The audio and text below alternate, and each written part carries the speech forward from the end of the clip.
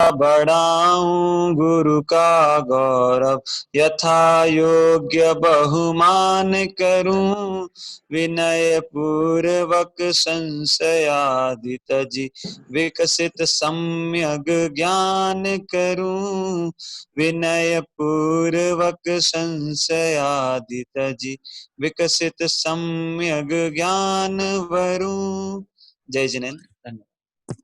बहुत बहुत धन्यवाद समके शास्त्री को। 34 साल बाद देश की शिक्षा नीति में बदलाव हुआ, आप सभी परिचित हैं। इतने लंबे अंतराल में देश में कई प्रकार के सामाजिक, आर्थिक, भौगोलिक कई प्रकार के परिवर्तन हुए। कई हमारी जो टेक्नोलॉजी है वो बदली, हमारे रहन सहन बदला, हमारे आचार विचार बदले। इस बदलाव के दौर में नई शिक्षा नीति को बदलने की जो एक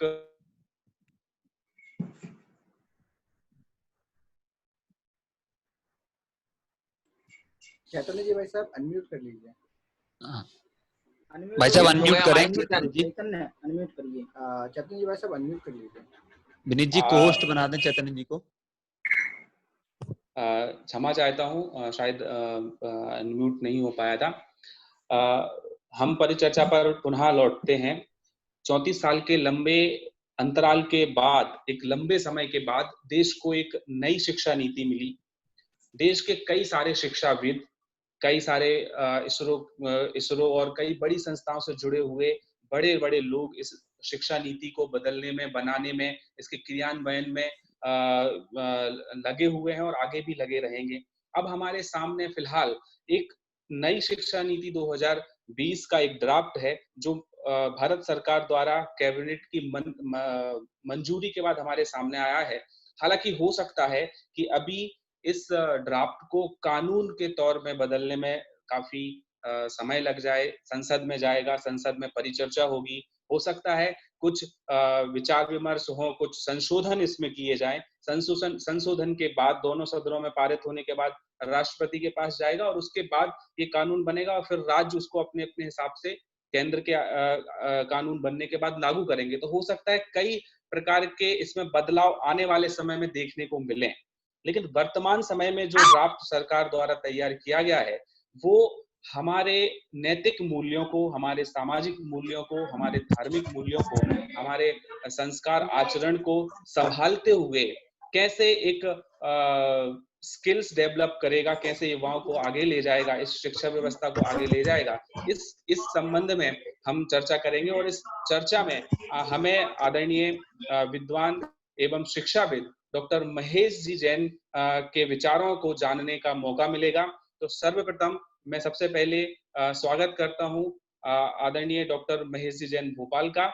उनको मैं आदरणीय डॉक्टर महेश जी जैन अपने विचारों से अवगत कराएं, उसके पहले मैं संक्षिप्त में उनका परिचय देना चाहूंगा। हालांकि परिचर्चा के दौरान आप ज्यादा अच्छे से उनसे परिचय हो पाएंगे जब आप इस संबंध में उनके विचारों को जानेंगे, लेकिन एक औपचारिक परिचय मैं आदरणीय महेश जी का आपको देना चाहता हूं। आदरणीय डॉक्टर महेश जी जैन पंडित टोडरमल स्मारक के 6वें बैच के विद्यार्थी रहे हैं। शास्त्री उन्होंने पंडित टोडरमल स्मारक से किया था।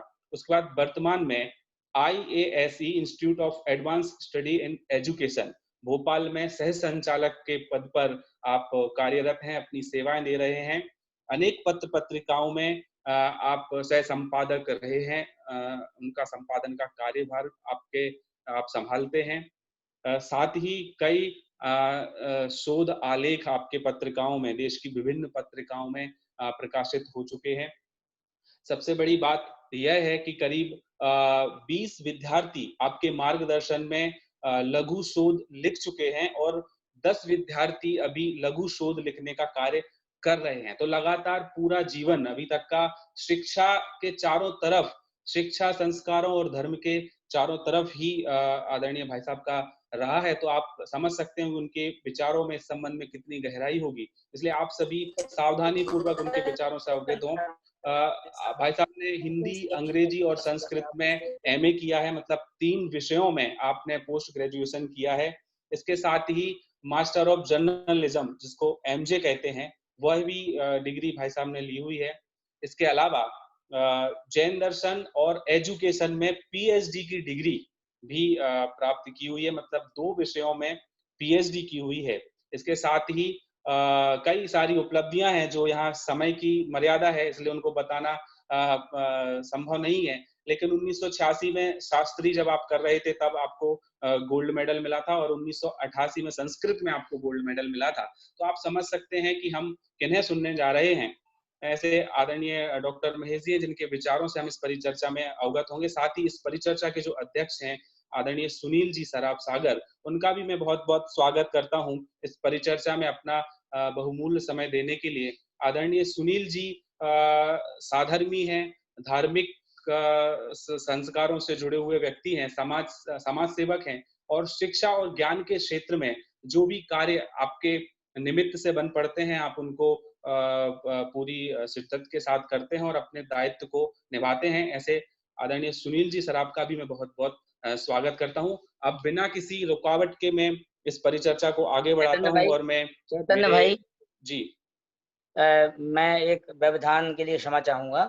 जी मेरा एक निवेदन है महेश जी के जो परिचर्चा प्रारंभ होने से पहले हमारी ये जो सभा है उसमें अध्यक्ष महोदय तो है ही और जो शिक्षा जगत से संबंध रखने वाले ऐसे अनुभवी साथी जुड़े हुए हैं जो हमारे टोडरमल दिगंबर जैन सिद्धांत महाविद्यालय के पहले बैच के विद्यार्थी रहे हुए हैं। आदरणीय शिखर चंद जी भाई साहब सागर से हैं। केंद्रीय विद्यालय में 30 वर्ष का उन्होंने अध्यापन कार्य करके वो सेवानिवृत्त हुए हैं। मतलब मेरा निवेदन ये है कि हम उनका भी हृदय से स्वागत करें। उनकी उपस्थिति ही हमारे लिए बहुत प्रेरणादायक है और समय रहे, मेरा एक निवेदन है अगर समय रहे तो 1 मिनट के लिए उनसे भी अपन इस परिचर्चा के एक समरी के रूप में हम सब उनका उद्बोधन सुनना चाहेंगे। सहज रूप में एक अतिथि की बिल्कुल आपकी भावनाओं को चैतन्य जी अजित भाई साहब का बहुत अच्छा सुंदर सुझाव है। श्रीमान शेखर चंद जी मेरे बहनोई लगते हैं और शिक्षा जगत में उनका बड़ा योगदान रहा है और वो पहले बैच के जैसा कि उन्होंने बताया कि वो शास्त्री भी हैं। तो ऐसी परिचर्चाओं में ऐसे ही लोगों को मतलब सम्मानीय पदों पर आमंत्रित करना चाहिए।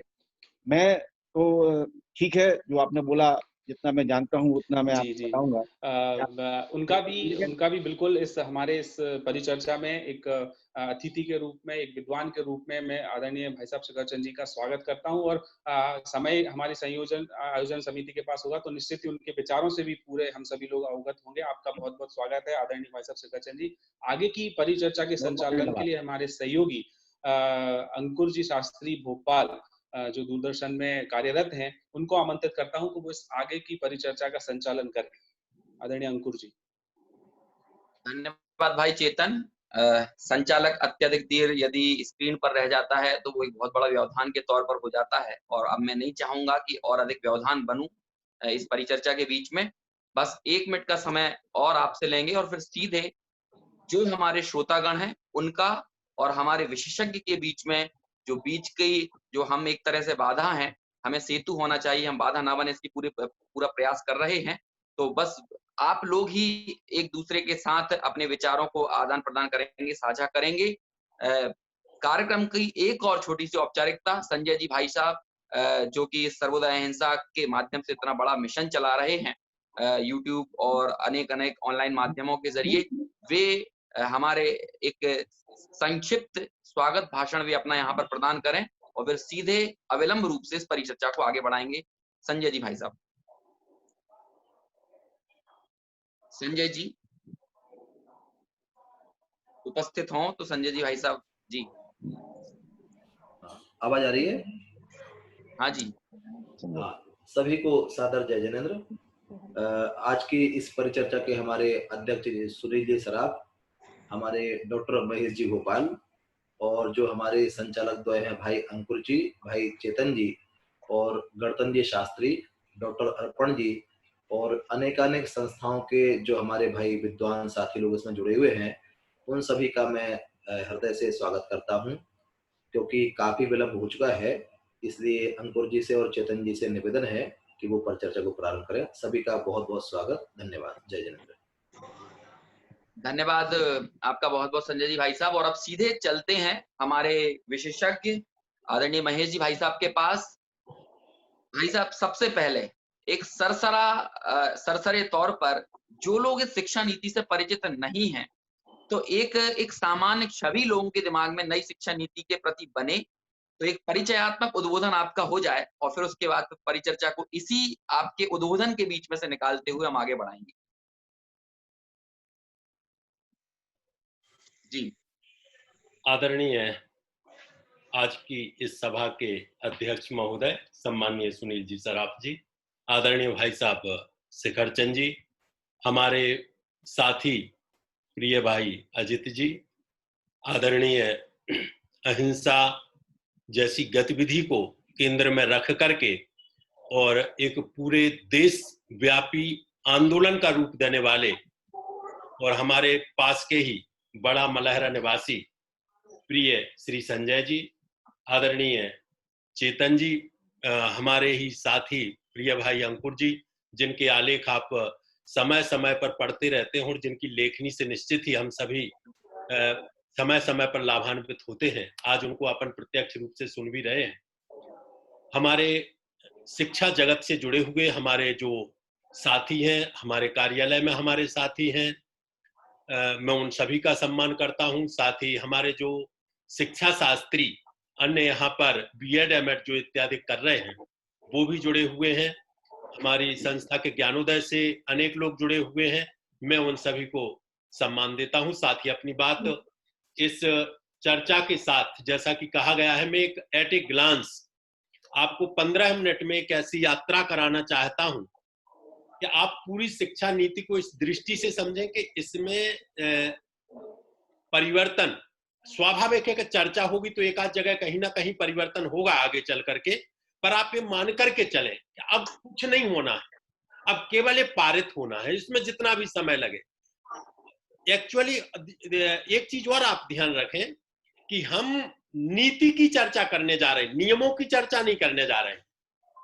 माने अभी जो विरोध आपको दिखाई देता है, जो आप पेपरों में पढ़ते हैं, लोगों के साथ साक्षात्कार पढ़ते हैं, बहुत सारे आर्टिकल पढ़ते हैं, वो नियमों को लेकर के आप पढ़ते हैं कि ऐसा होगा तो क्या होगा, ऐसा होगा तो क्या होगा। अभी नियम बने कहाँ हैं? अभी हम एक सामान्य नीति की बात कर रहे हैं, तो हम उस नीति का एक सिंहावलोकन करते हैं, या सिंहावलोकन में क्या कहूं, विहंगावलोकन ऊपर से करते हैं। हम देखें क्या क्या मसले आए हुए, क्या क्या मुद्दे हैं जिन पर हम चर्चा कर सकते हैं। आपके मन में जितनी शंकाएं हो गहरी से गहरी, वो आप सोच करके रखें। मैं आपको चर्चा के लिए बिंदु छोड़ रहा हूं कि इतने स्थानों पर विरोध आ सकता है, वो भी आपको एक बार समझने के लिए मिलेगा। साथ ही आपको जो बहुत सारे बिंदु ऐसे आएंगे कि जहां आपकी तात्कालिक रूप से इच्छा होगी, तो मैं चाहता हूं कि आप उनको नोट करते चलें, और जो भी आपके शंकाएं होंगी अपन अंत में उन पर चर्चा करेंगे। और ये आप फिर आप ध्यान रखना इस चीज को प्रश्न पूछते समय भी कि नीति है कि नियम नहीं है। इसलिए नीति पर जब प्रश्न किए जाते हैं तो प्रश्न नीति आधारित होना चाहिए, नियम आधारित नहीं होना चाहिए। इतना विवेक हमें हमेशा रखना है। जैसा कि अभी आदरणीय चेतन जी और अंकुर जी बता रहे थे शिक्षा नीति के संबंध में, एक लंबे अंतराल के बाद 1986 की बात चलती है कि 1986 के बाद की ये शिक्षा नीति आई है। एक्चुअली हम ऐसे भी कह सकते कि 1992 के बाद की आई है। 1996 की जो शिक्षा नीति थी उसमें बहुत भारी परिवर्तन हुए बाद में, जिसको हम इसका क्रियान्वयन प्रारूप कहते हैं, वो 1992 में आया था, 1992 में। अब एक चीज है कि हमें दो चीजें देखना होंगी पैरेलल। एक तो हम पुरानी शिक्षा नीति को रखें साथ में, और इसके बाद हम इस शिक्षा नीति को रखें, तो मैं समझता हूं कि हम न्याय कर पाएंगे कि वास्तव में कहां क्या अंतर आया है। ये जो शिक्षा नीति है, देखिए 1986 से यदि आप अंतर करेंगे तब तो आपको अंतर समझ में आएगा। आपको जाना पड़ेगा 1992 में, जब लक्ष्मण स्वामी मुदालियार आयोग गठन हुआ था, उसने जो शिक्षा नीति दी थी, और इसके बाद में 1964 में जो दौलत सिंह कोठारी आयोग ने जो शिक्षा नीति दी थी, एक तीसरे नंबर पे आई थी नई शिक्षा नीति 1986 जिसको आप कहते हैं, और इन दो पहले की जो शिक्षा नीतियां थी 1952 की और 1964 की, उसके बाद एक आमूलचूल परिवर्तन 1986 में दिखाई दिया और पुरानी बहुत सारी चीजों के लिए छोड़ा गया। तो अब चूंकि वो हम 1952 की बात करें युक्त नहीं होगा, क्योंकि हम 1986 या 1992 के प्रारूप पर अभी तक अपनी शिक्षा नीति को संचालित कर रहे हैं। तो आपको ज्यादा समझ में आएगा कि इसमें और उसमें अंतर कहां आया। तो एक तो आप पहला अंतर ये समझें, जो सबसे मौलिक अंतर है, मूलभूत अंतर है। यदि कोई कहे कि पुरानी शिक्षा नीतियों में और इस नई शिक्षा नीति में एक वाक्य में आपको अंतर बताना है, तो आप अंतर क्या बताओगे? एक अंतर जो मूल अंतर है वो है कि जितनी अभी तक की हमारी शिक्षा नीतियां थी, बहुत ध्यान से सुनते चलना, आप नोट भी कर लेना जो प्रश्न बने। अभी तक की हमारी जितनी शिक्षा नीतियां थी, उन शिक्षा नीतियों का उद्देश्य था शिक्षा की व्यक्ति के पास तक पहुंच होना। माने हमें चाहते थे कि शिक्षा अंतिम व्यक्ति तक पहुंचे। इस शिक्षा नीति का उद्देश्य अलग है। इस शिक्षा नीति का फिर क्या उद्देश्य है कि शिक्षा नहीं पहुंचे? शिक्षा तो पहुंच गई है, बहुत जगह पहुंच गई है, कोई ऐसी जगह बची होंगी कि जहां नहीं हो, पर इसके उद्देश्य में, इसके केंद्र में इस बात को नहीं रखा गया कि हम शिक्षा की पहुंच सुनिश्चित करने के लिए इस शिक्षा नीति को लेकर के आ रहे हैं। इसका उद्देश्य है अच्छे इंसान तैयार करना। उस शिक्षा नीति का क्या है कि हमारी शिक्षा नीति का उद्देश्य है कि शिक्षा की पहुंच सभी व्यक्तियों के पास तक सुनिश्चित हो। हमारी 2020 की ये शिक्षा नीति कहती है कि हमारी शिक्षा का उद्देश्य है अच्छे इंसान तैयार हो। अच्छे इंसान कैसे तैयार हो? तो उन्होंने उसमें बहुत सारी चीजें लिखी कि हम ऐसे बच्चे चाहते, ऐसे अभिभावक चाहते हैं कि जो समस्याओं का समाधान देखें। जब मैं आपको उच्च शिक्षा पे लेके आएंगे तो आपको आश्चर्य होगा। उन्होंने पहला वाक्य यहां से शुरू किया कि हमारी उच्च शिक्षा का उद्देश्य है कि हम ऐसे विद्यार्थी तैयार करें जो अपनी कठिन से कठिन समस्या का समाधान स्वयं लेकर आ जाएं। ये वास्तव में बहुत बड़ी चीज है।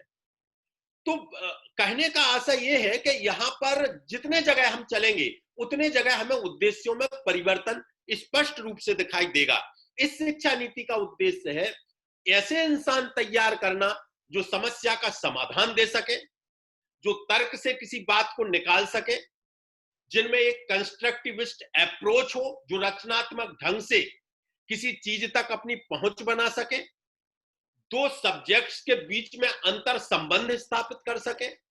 अगर अर्थशास्त्र पढ़ रहे हैं तो उन्हें ऐसे लगे कि अर्थशास्त्र का और हिंदी भाषा का आपस में संबंध है। उन्हें ऐसे नहीं लगना चाहिए कि जिस समय हम अर्थशास्त्र पढ़ रहे होते हैं उस समय अर्थशास्त्र ही पढ़ते हैं, हिंदी नहीं पढ़ते हैं। उन्हें उनकी समझ विकसित होनी चाहिए कि दोनों के बीच में क्या अंतर संबंध है। उनमें जिज्ञासा उत्पन्न हो, वो कुछ नई खोज कर सके, उनके कुछ अपने अनुभवों को वो समृद्ध कर सके, उनमें कला, भाषा, शिल्प, नैतिकता, करुणा, संवेदनशीलता इत्यादि चीजें तो हो ही। और एक अंत में महत्वपूर्ण बिंदु फिर जोड़ा है जो पूरी शिक्षा नीति का सार है और जिसके कारण से आपकी पूरी व्यवस्था बदलने वाली है। मैंने इतनी चीजें मैंने आपको गिनाई कि वो समस्या समाधान में अग्रणी हो, तर्क करने में उसकी क्षमता हो, रचनात्मकता हो, विषय के बीच संबंध जोड़ ले, उसमें जिज्ञासा हो, खोज करने की प्रवृत्ति हो, वो अनुभवों को समृद्ध कर सके, और सबसे महत्वपूर्ण चीज है कि वो रोजगार के लिए सक्षम हो सके। इसलिए उन्होंने कक्षा 6वीं से ही इस विषय के लिए, जब मैं आगे बात करूंगा तो बताऊंगा, क्योंकि उसके बिना आप क्या करोगे। अपने यहाँ पे हिंदी में एक दोहा आता है, कला 72 पुरुष की तामे 2 सरदार, एक जीव की जीविका दूजा जीवोद्धार। 72 कलाएं भली सीखो, पर हमारी एक मूल कला तो यह है कि जीव के साथ में उसकी जीविका चलती रहे। इस दृष्टि से व्यावसायिक शिक्षा को सर्वाधिक बल दिया गया है। हम इस शिक्षा नीति को 3 पार्ट में लेकर के चल रहे हैं। पहला पार्ट हम स्कूल शिक्षा का लेकर चलेंगे, दूसरा उच्च शिक्षा का लेकर के चलेंगे, और तीसरे कुछ ऐसे बिंदु हैं, माने तीसरे से हम सब जुड़े हुए हैं। आज की जो वास्तव में इस परिचर्चा का जो विषय है वो हमारे उन तीसरे मुद्दों से है। पहले 8 मुद्दे स्कूल शिक्षा विभाग के हैं, जिनमें बाल्यावस्था को, बुनियादी शिक्षा को, ड्रॉप आउट रेट को लेकर के, पाठ्यक्रम कैसा हो, शिक्षक कैसा हो, समानता और समता कैसी हो, क्लस्टर को किस तरीके से बनाया जाए, हमारे स्कूलों के मानक क्या हो, ऐसे 8 बिंदु लिए मोटे मोटे तौर पर। अब देखिए हम आगे बढ़े तो चूंकि विषय इतना लंबा है कि अभी से बोलना अपन चालू करेंगे तो सुबह हो जाएगी, इसलिए मैं बहुत फास्ट चल रहा हूं और आपको 15 मिनट में अब मैं अपनी बात समाप्त करूंगा इससे संबंधित, फिर अपन चर्चा करते हैं। उन्होंने देखो पहले 10 धन 2 चला करती थी। 10 धन 2 का मतलब ये था कि 10वीं क्लास तक आपने पढ़ा, माने पहली से 10वीं तक का एक क्राइटेरिया था और 11वीं 12वीं का एक क्राइटेरिया था। अब उन्होंने इस पैटर्न को बदल के 5 धन 3 धन 3 धन 4 इस तरीके से हम कह सकते हैं कि 5 क्लास जो पहले की हैं वो फाउंडेशन स्टेज है। माने पहले हम क्या करते थे कि पहली से 5वीं लेते थे, पहली क्लास, दूसरी, तीसरी, चौथी और 5वीं, और पहली में बच्चा 6वीं क्लास का हो जाता था। अब की नई शिक्षा नीति में 3 साल सीधी सीधी माइनस कर दी। उन्होंने कहा कि 6 साल का बच्चा होते होते 85% उसका मस्तिष्क विकसित हो जाता है। और ये बात ध्यान रखना, इसमें 1986 की शिक्षा नीति में नहीं थी, पर ये बात जो मुदालियर आयोग था उसने भी उठाई थी, और इस बात को कोठारी आयोग ने तो बार बार कहा कि आप टॉडलर्स के लिए क्यों छोड़ रहे हैं, आप छोटे छोटे बच्चों को क्यों छोड़ रहे हैं, उनके लिए हमें पढ़ाना होगा।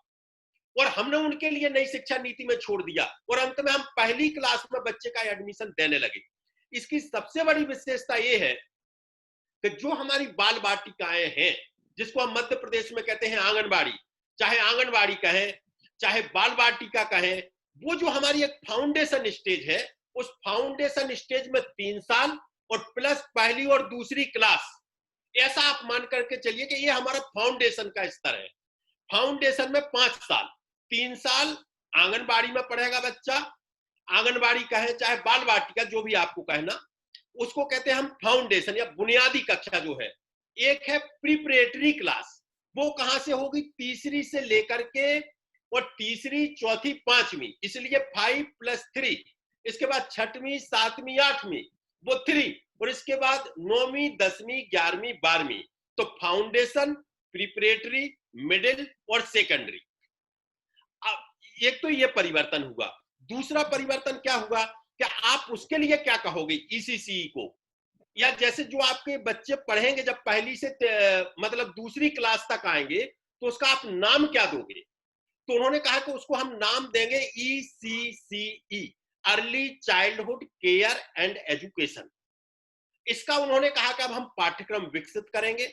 जो 12वीं पास हैं उनके लिए हम 6 माह का प्रशिक्षण देंगे, माने लोकल कोई व्यक्ति होगा, और अगर मान लो वो 10वीं पास है और कोई व्यक्ति नहीं मिल रहा है गांव में, तो उन्होंने कहा कि हम 1 साल का उसको डिप्लोमा देंगे। और इस तरीके से उसके लिए हम ऐसा तैयार करेंगे कि वो वहीं के वहीं आंगनबाड़ियों में पढ़ा करके बच्चे की नींव तैयार करेगा। वहां पढ़ाएगा नहीं, ये ध्यान रखना, वहां वो केवल खेल खेल के माध्यम से खेल खेलेगा, संवाद करेगा, आपस में बातचीत करेगा, माने उसकी जो समझ विकसित होना चाहिए वो समझ केवल वहां पर आंगनबाड़ियों में विकसित की जाएगी। इसके बाद वो तीसरी क्लास में आएगा, तब जाकर के तीसरी से लेकर के तीसरी, चौथी और 5वीं 3 साल का उसका एक प्रिपरेटरी जिसको कहा गया है, प्रिपरेटरी क्लासेज में वो रहेगा। अब अभी तक का तीसरा अंतर पे हम आ जाए, माने इतना हमारा जो एजुकेशन का सिस्टम था उसमें अंतर आया। दूसरा अंतर आया मंत्रालय में, कि अभी तक हमारा केवल MHRD और शिक्षा विभाग चलाया करता था। अब ये वाली जब ये 5 साल का ECC जुड़ गया तो इसके चलते अब केवल शिक्षा मंत्रालय नहीं चलाएगा, इसमें माने जिसको अब शिक्षा मंत्रालय बोल दिया गया है, MHRD से अभी मैं आपको बोलूंगा तो जल्दी समझ में आता जाएगा कि अब MHRD इसमें शामिल रहेगा, महिला बाल विकास इसमें शामिल रहेगा, स्वास्थ्य विभाग इसमें शामिल रहेगा और जनजातीय विभाग इसमें शामिल रहेगा। इस तरीके से 4 विभाग मिलकर के ये हमारी शिक्षा व्यवस्था को संचालित करेंगे, जो लेवल की जो चर्चा है। अब और आगे बढ़ते हैं। जब हम और आगे बढ़े तो अभी तक हम ये कहा करते थे कि हमारी कक्षा का अनुपात 1:40 का होना चाहिए, ये शिक्षा नीति ये कहती है कि शिक्षक का और छात्रों का अनुपात।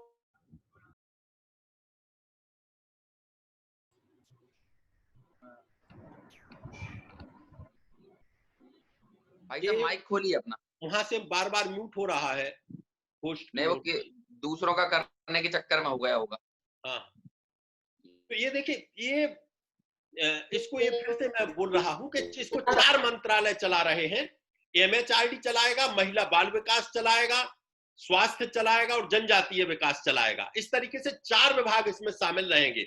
पहले जो बच्चे का और शिक्षकों का अनुपात 1:40 मानते थे, अब सामान्य जगहों पर, ध्यान देना, सामान्य जगहों पर छात्र का और शिक्षक का अनुपात 1:30 होगा। और दूरस्थ प्रदेश है जहां पर बहुत रेयर स्टूडेंट्स मिल रहे हैं, वहां पर जो अनुपात होगा वो 25:1 का होगा, माने एक शिक्षक पर अधिकतम 25 विद्यार्थी होंगे।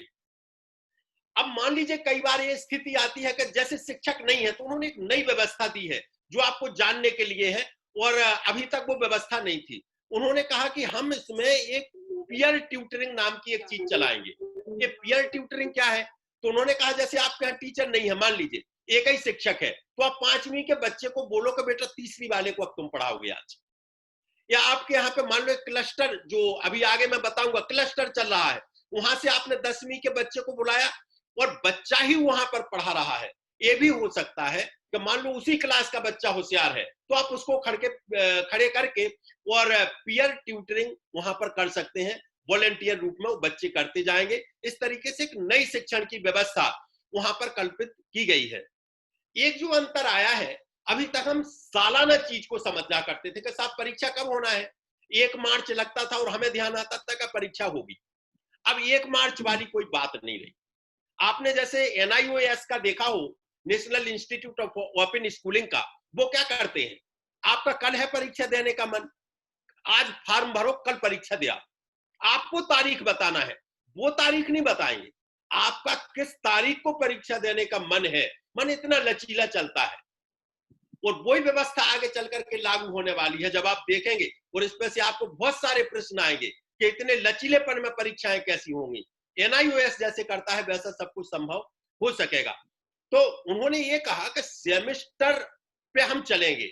अगर हम 2 सेमेस्टर दे रहे हैं तो कुछ विषय हम ऐसे रखेंगे, जैसे जो कहा जा रहा बार बार कि आप अर्थशास्त्र के साथ म्यूजिक भी ले सकते हैं, आप अर्थशास्त्र के साथ कला भी ले सकते हैं, ललित कला भी ले सकते हैं। ये जरूरी नहीं है कि आप उसको 1 साल तक के लिए लें। मान लो आपने 2 माह में म्यूजिक सीख लिया, अब 2 माह बाद आप उसमें से जाकर के चित्रकला का विषय ले सकते हैं। तो जो सेमेस्टर वाली जो चीज चलेगी, 1 साल में उन्हें 2 परीक्षाएं आयोजित करना है, ये ध्यान रखना। और उन 2 परीक्षाओं में एक परीक्षा तो होगी वो जो आपकी मूल परीक्षा होगी। अब आपको लगता है कि आप संतुष्ट नहीं है, तो बहुत घबराने की आवश्यकता नहीं है। अगले बार की परीक्षा आप श्रेणी सुधार के लिए वापस से दे सकते हैं। माने उसमें जो ये कदम इसलिए उठाया गया कि जिस दिन रिजल्ट आता है, दुर्भाग्यवश हमारे बच्चे गलत कदम उठा लेते हैं। उस चीज को रोकने के लिए उन्होंने कहा कि आप फिर से परीक्षा दो, उसमें कोई दिक्कत की बात नहीं है।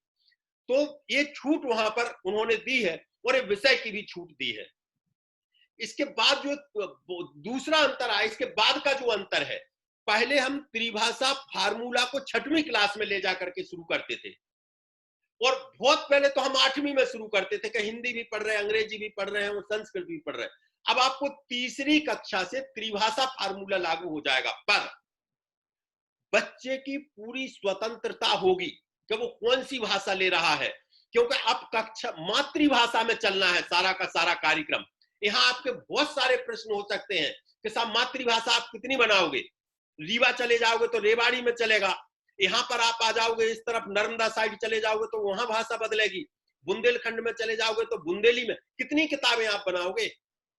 ये एक बहुत बड़ा अंतर आने वाला है, और जिसके लिए अभी मैं आपको आगे चल के बताऊंगा कि पूरा अनुवाद के लिए एक संस्थान खड़ा किया जा रहा है।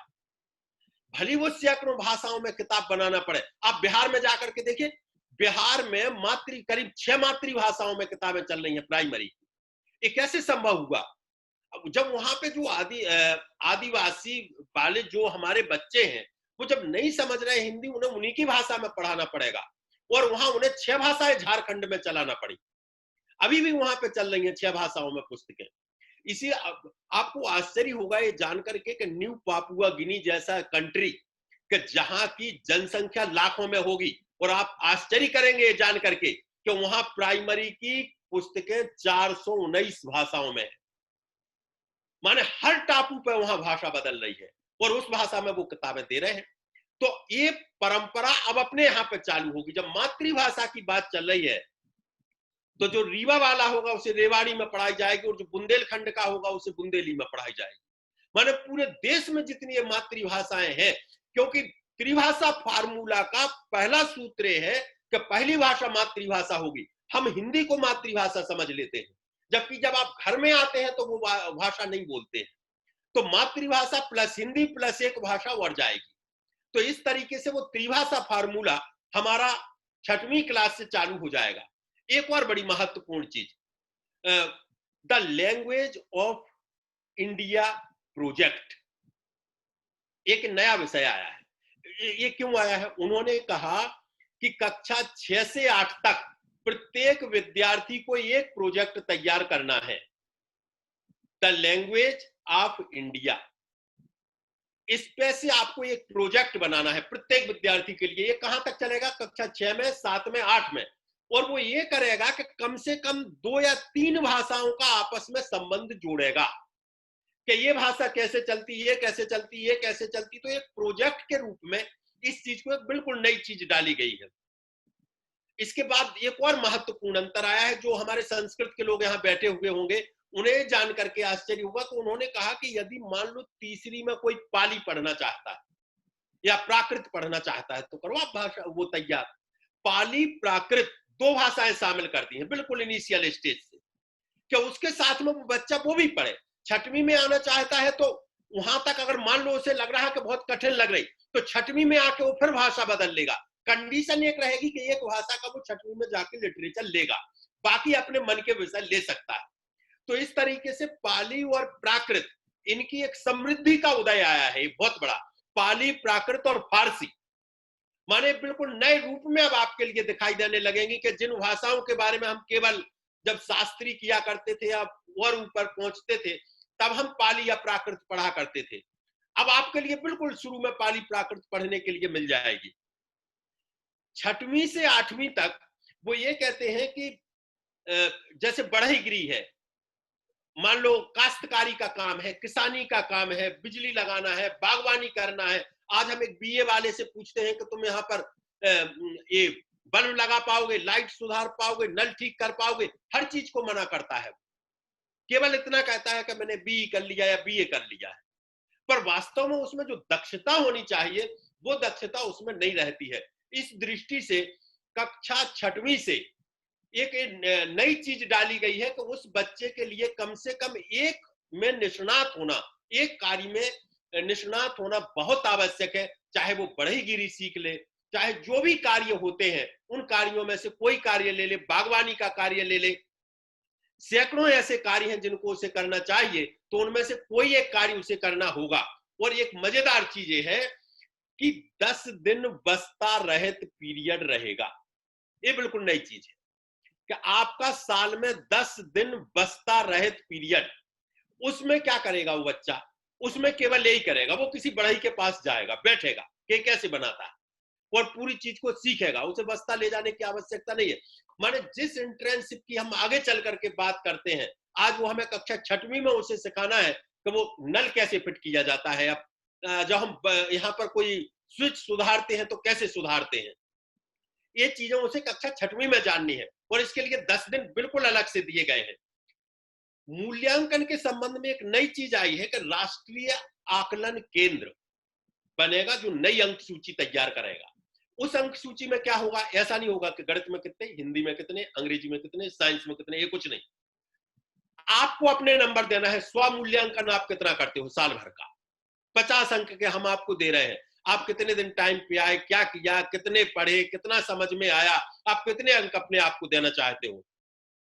आपका सबसे अच्छा मित्र है, उसके हाथ में मार्कशीट पकड़ा दी जाएगी कि तुम भरो, तुम्हें कैसा लगता है तुम्हारा मित्र, तुम कितने अंक देना चाहते हो। इसके बाद में आपको जो ऊपर प्रोजेक्ट बताए गए थे उन प्रोजेक्ट के कितने अंक आए हैं। आपने क्या नई चीज सोची है, क्या तर्क किया है किसी विषय में, उसके कितने अंक हैं, रोल प्ले आपका कैसा रहा है, समूह कार्य में आपने क्या किया है, पोर्टफोलियो आपका किस तरीके का है, इत्यादि ऐसी चीजें रखी हुई हैं कि जिनसे पूरा नया सिस्टम जो हमारा मूल्यांकन का है, वो मूल्यांकन में आमूल चूल परिवर्तन आएगा, माने विषय बहुत दूर हो जाएंगे और ये परिवर्तन पूरे में आ जाएगा। तीसरा अंतर देखो, 10वीं और 12वीं की बोर्ड परीक्षाएं यथावत रहेंगी। ये जो पेपर वाले कई बार छाप रहे हैं कि 10वीं की नहीं होगी, केवल 12वीं की होगी, ऐसा नहीं है। 10वीं और 12वीं की जैसी बोर्ड परीक्षाएं थी वैसी की वैसी अभी जो चल रही है वैसी होंगी। बस इतना अंतर आएगा कि एक सत्र में ये परीक्षाएं अब 2 बार होंगी, एक मुख्य परीक्षा होगी, दूसरी यदि आपकी इच्छा है तो श्रेणी सुधार के लिए आप कर सकते हैं। तीसरी, 5वीं और 8वीं की परीक्षा सभी विद्यार्थियों को देनी होगी, माने इसमें छूट नहीं है। ये जो परीक्षाएं बिल्कुल खत्म हो गई थी, तो तीसरी, 5वीं और 8वीं की भी परीक्षा, ये अंतर पड़ेगा कि ये स्थानीय स्तर पर वो परीक्षाएं होंगी। एक परख नाम का एक जिसे हम कहें कि मानक निर्धारक एक निकाय की संरचना होगी जिसका नाम परख है, जिसे ऐसे कह सकते हैं कि समग्र विकास के लिए प्रदर्शन, आकलन, समीक्षा और ज्ञान का विश्लेषण, इस तरीके से एक परख नाम की संस्था आएगी जो इसके लिए मानक निर्धारित करेगी। अब आपने मान लीजिए 12वीं कर ली, अब जैसे देखिए विषय का तो मैंने आपको बताया कि विषय की छूट रहेगी 6वीं के बाद से। तो मान लीजिए आपको 10वीं में फिजिक्स अच्छा लग रहा है और फिजिक्स के साथ में आप केमिस्ट्री नहीं लेकर के म्यूजिक लेना चाहते हैं, तो वो छूट आपके लिए रहेगी कि आप म्यूजिक ले सकते हैं। अभी तक ये रहता था कि अगर आपने गणित के आप स्टूडेंट हैं तो हमें कल्पना करते थे कि आपने जरूर गणित ली तो बायोलॉजी 100% नहीं ली होगी, क्योंकि या तो तुम गणित ले सकते हो या बायोलॉजी ले सकते हो, दो की हम कल्पना नहीं कर सकते। और अगर गणित और बायोलॉजी में से एक लिया है तो आपने फिजिक्स और केमिस्ट्री भी ली होगी। अब ये वाला सिस्टम कुछ नहीं है। अब आप चाहो तो फिजिक्स ले लो और वेद ले लो और धर्मशास्त्र ले लो, इस तरीके के भी विषय आप ले सकते हैं। तो ये 12वीं तक इस तरीके से सभी विषयों की स्वतंत्रता रहेगी। अब आगे विश्वविद्यालय में किस प्रकार से प्रवेश होगा ऐसा अगर लेते हैं तो इसके लिए एक राष्ट्रीय परीक्षा एजेंसी बनाई गई है। वो राष्ट्रीय स्तर पर मानकों के लिए तय करेगी कि किस तरीके से विश्वविद्यालय में इनके प्रवेश होंगे, और एक विश्वविद्यालय स्तर की केवल एकमात्र परीक्षा ली जाएगी। शिक्षक पात्रता परीक्षा प्राइवेट स्कूल और गवर्नमेंट दोनों को देना होगी, जिसको टीचर एलिजिबिलिटी टेस्ट कहते हैं। अभी तक केवल गवर्नमेंट में जाने के लिए देते थे, अब वो प्राइवेट वालों को भी बिना टीईटी पास किए आप नहीं ले सकते हैं। जो शिक्षक बन चुके हैं उन्हें 50 घंटे का एक पाठ्यक्रम हर साल करना पड़ेगा, माने वो प्रशिक्षण लिए बिना वो आगे नहीं बढ़ पाएंगे। 50 घंटे का प्रत्येक साल उन्हें प्रशिक्षण रहेगा। और शिक्षकों की जो अभी पदोन्नति हो जाती कि साहब हमारी 30 साल की उम्र हो गई, हमारी पदोन्नति नहीं हुई, उन्होंने कहा अब ऐसा कुछ भी नहीं होगा। राष्ट्रीय व्यावसायिक मानक विकसित किए जाएंगे। अगर आप उन मानकों पर खरे उतरते हैं तो आपको वो मिलेगा, इंक्रीमेंट मिलेगा, तभी पदोन्नति मिलेगी। अगर नहीं खरे उतरते हैं तो आपको ये दोनों चीजें नहीं मिलेंगी। बीएड आपका 4 साल का, 2 साल का और 1 साल का किया गया है। 4 साल का उनके लिए कि जैसे मान लीजिए 12वीं के बाद जिसने बीए के साथ में कर रहा है तो 4 साल का एकीकृत, जिसने केवल बीए कर लिया है 3 साल वाला उसके लिए 2 साल का बीएड, और जो मान लो जिसने कोई स्नातकोत्तर उपाधि ऑलरेडी ली हुई है उसके लिए 1 साल का बीएड। इस तरीके से बीएड को भी 3 कैटेगरी में बांट दिया गया है। सभी स्कूलों को एक कॉम्प्लेक्स के रूप में गठित किया जाएगा। जैसे मध्य प्रदेश में सभी जगह कॉम्प्लेक्स चल रहे, तो यहाँ बताने में कोई नई चीज नहीं लगेगी, पर अन्य जगहों पर जहां जो एक कैंपस के जितने स्कूल हैं उनकी कंट्रोलिंग अथॉरिटी एक व्यक्ति के पास में रहेगी। तो इस तरीके से वो चीज भी एक नई इसमें कॉम्प्लेक्स बनाने की बात कही गई है। इसके बाद में ये भी कहा गया कि मतलब एक गवर्नमेंट का और एक प्राइवेट का, इन 2 स्कूलों का संगम रहेगा, 2 जोड़ करके चलेंगे। हो सकता है प्राइवेट वाले में ज्यादा फैसिलिटीज हो तो गवर्नमेंट वाले उपयोग कर सकते, गवर्नमेंट वाला टीचर वहां जा सकता है, तो ये नई चीज वहां पर डाली गई है। प्रत्येक जिले में एक एक बाल भवन बनेगा, माने बच्चे के लिए अपनी कोई गतिविधियां करना है, खेलना है, पढ़ना है, तो जिला स्तर पे एक एक बाल भवन का निर्माण कराया जाएगा। शैक्षिक संचालन जो किया जाएगा वो स्कूल शिक्षा निदेशालय सभी राज्यों में बनाया जाएगा। हालांकि सभी जगह बना हुआ है, किसी जगह अलग नाम से, किसी जगह अलग नाम से, वो अब स्कूल शिक्षा निदेशालय के रूप में रहेगा। और मान्यता देने के लिए राज्य विद्यालय मानक प्राधिकरण बनेगा, जो सभी स्कूलों के लिए मान्यता प्रदान करेगा। इतनी चीजें हमारी स्कूल शिक्षा के संबंध में थी। अब मैं दो जी कॉलेज के संबंध में एक बात ये कही गई है कि समस्याओं का समाधान बच्चा स्वयं खोज ले, ये कॉलेज जाने का उद्देश्य है। अभी तक विषय की जो कठोरता थी उसे पूरी तरीके से लचीला बना दिया गया है। ये कहा गया कि सभी कॉलेज 2030 तक अपनी योजना बनाएंगे और 2040 तक इंप्लीमेंट करेंगे। माने 20 साल का समय है अभी ये पूरी व्यवस्था को इंप्लीमेंट करने में, क्योंकि वो ये कह रहे हैं कि ऐसा नहीं होगा कि आप अकेले बीएड कॉलेज चला लो, ऐसा नहीं होगा कि आप अकेले इंजीनियरिंग चलाओ, आपको सभी चलाना पड़ेंगे। वहां पर बहुविषयक कॉलेज होना चाहिए। इसके अतिरिक्त एक जो नई चीज स्टीम, जिसके बारे में science, technology, engineering, arts and maths, ये जो 5 का एक संगम है, तो जो उच्च शिक्षा में अभी हमारे यहाँ पर मध्य प्रदेश में स्कूल शिक्षा में इसको लागू किए जाने संबंधी चर्चा चल रही है, पर इन्होंने इसको उच्च शिक्षा में लिया है। और उच्च शिक्षा में 11वें नंबर का जो बिंदु है वो स्टीम पॉइंट को लेकर के ही है कि स्टीम के माध्यम से हम पढ़ाई कराएंगे तो ज्यादा अच्छे से विषय का हृदयंगम होगा। इसके अलावा उन्होंने कहा कि आईआईटी में भी अब आप चाहो तो बीए कर सकते हो, आपकी एमए करने की इच्छा है।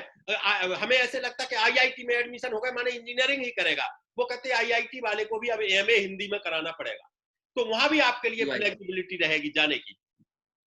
तो इस तरीके से अगर मान लीजिए अब आपने बीए फर्स्ट ईयर कर लिया और आपकी इच्छा है कि अब आपको नहीं पढ़ना, अब आप क्या करोगे? आपकी तो साल खराब हो गई।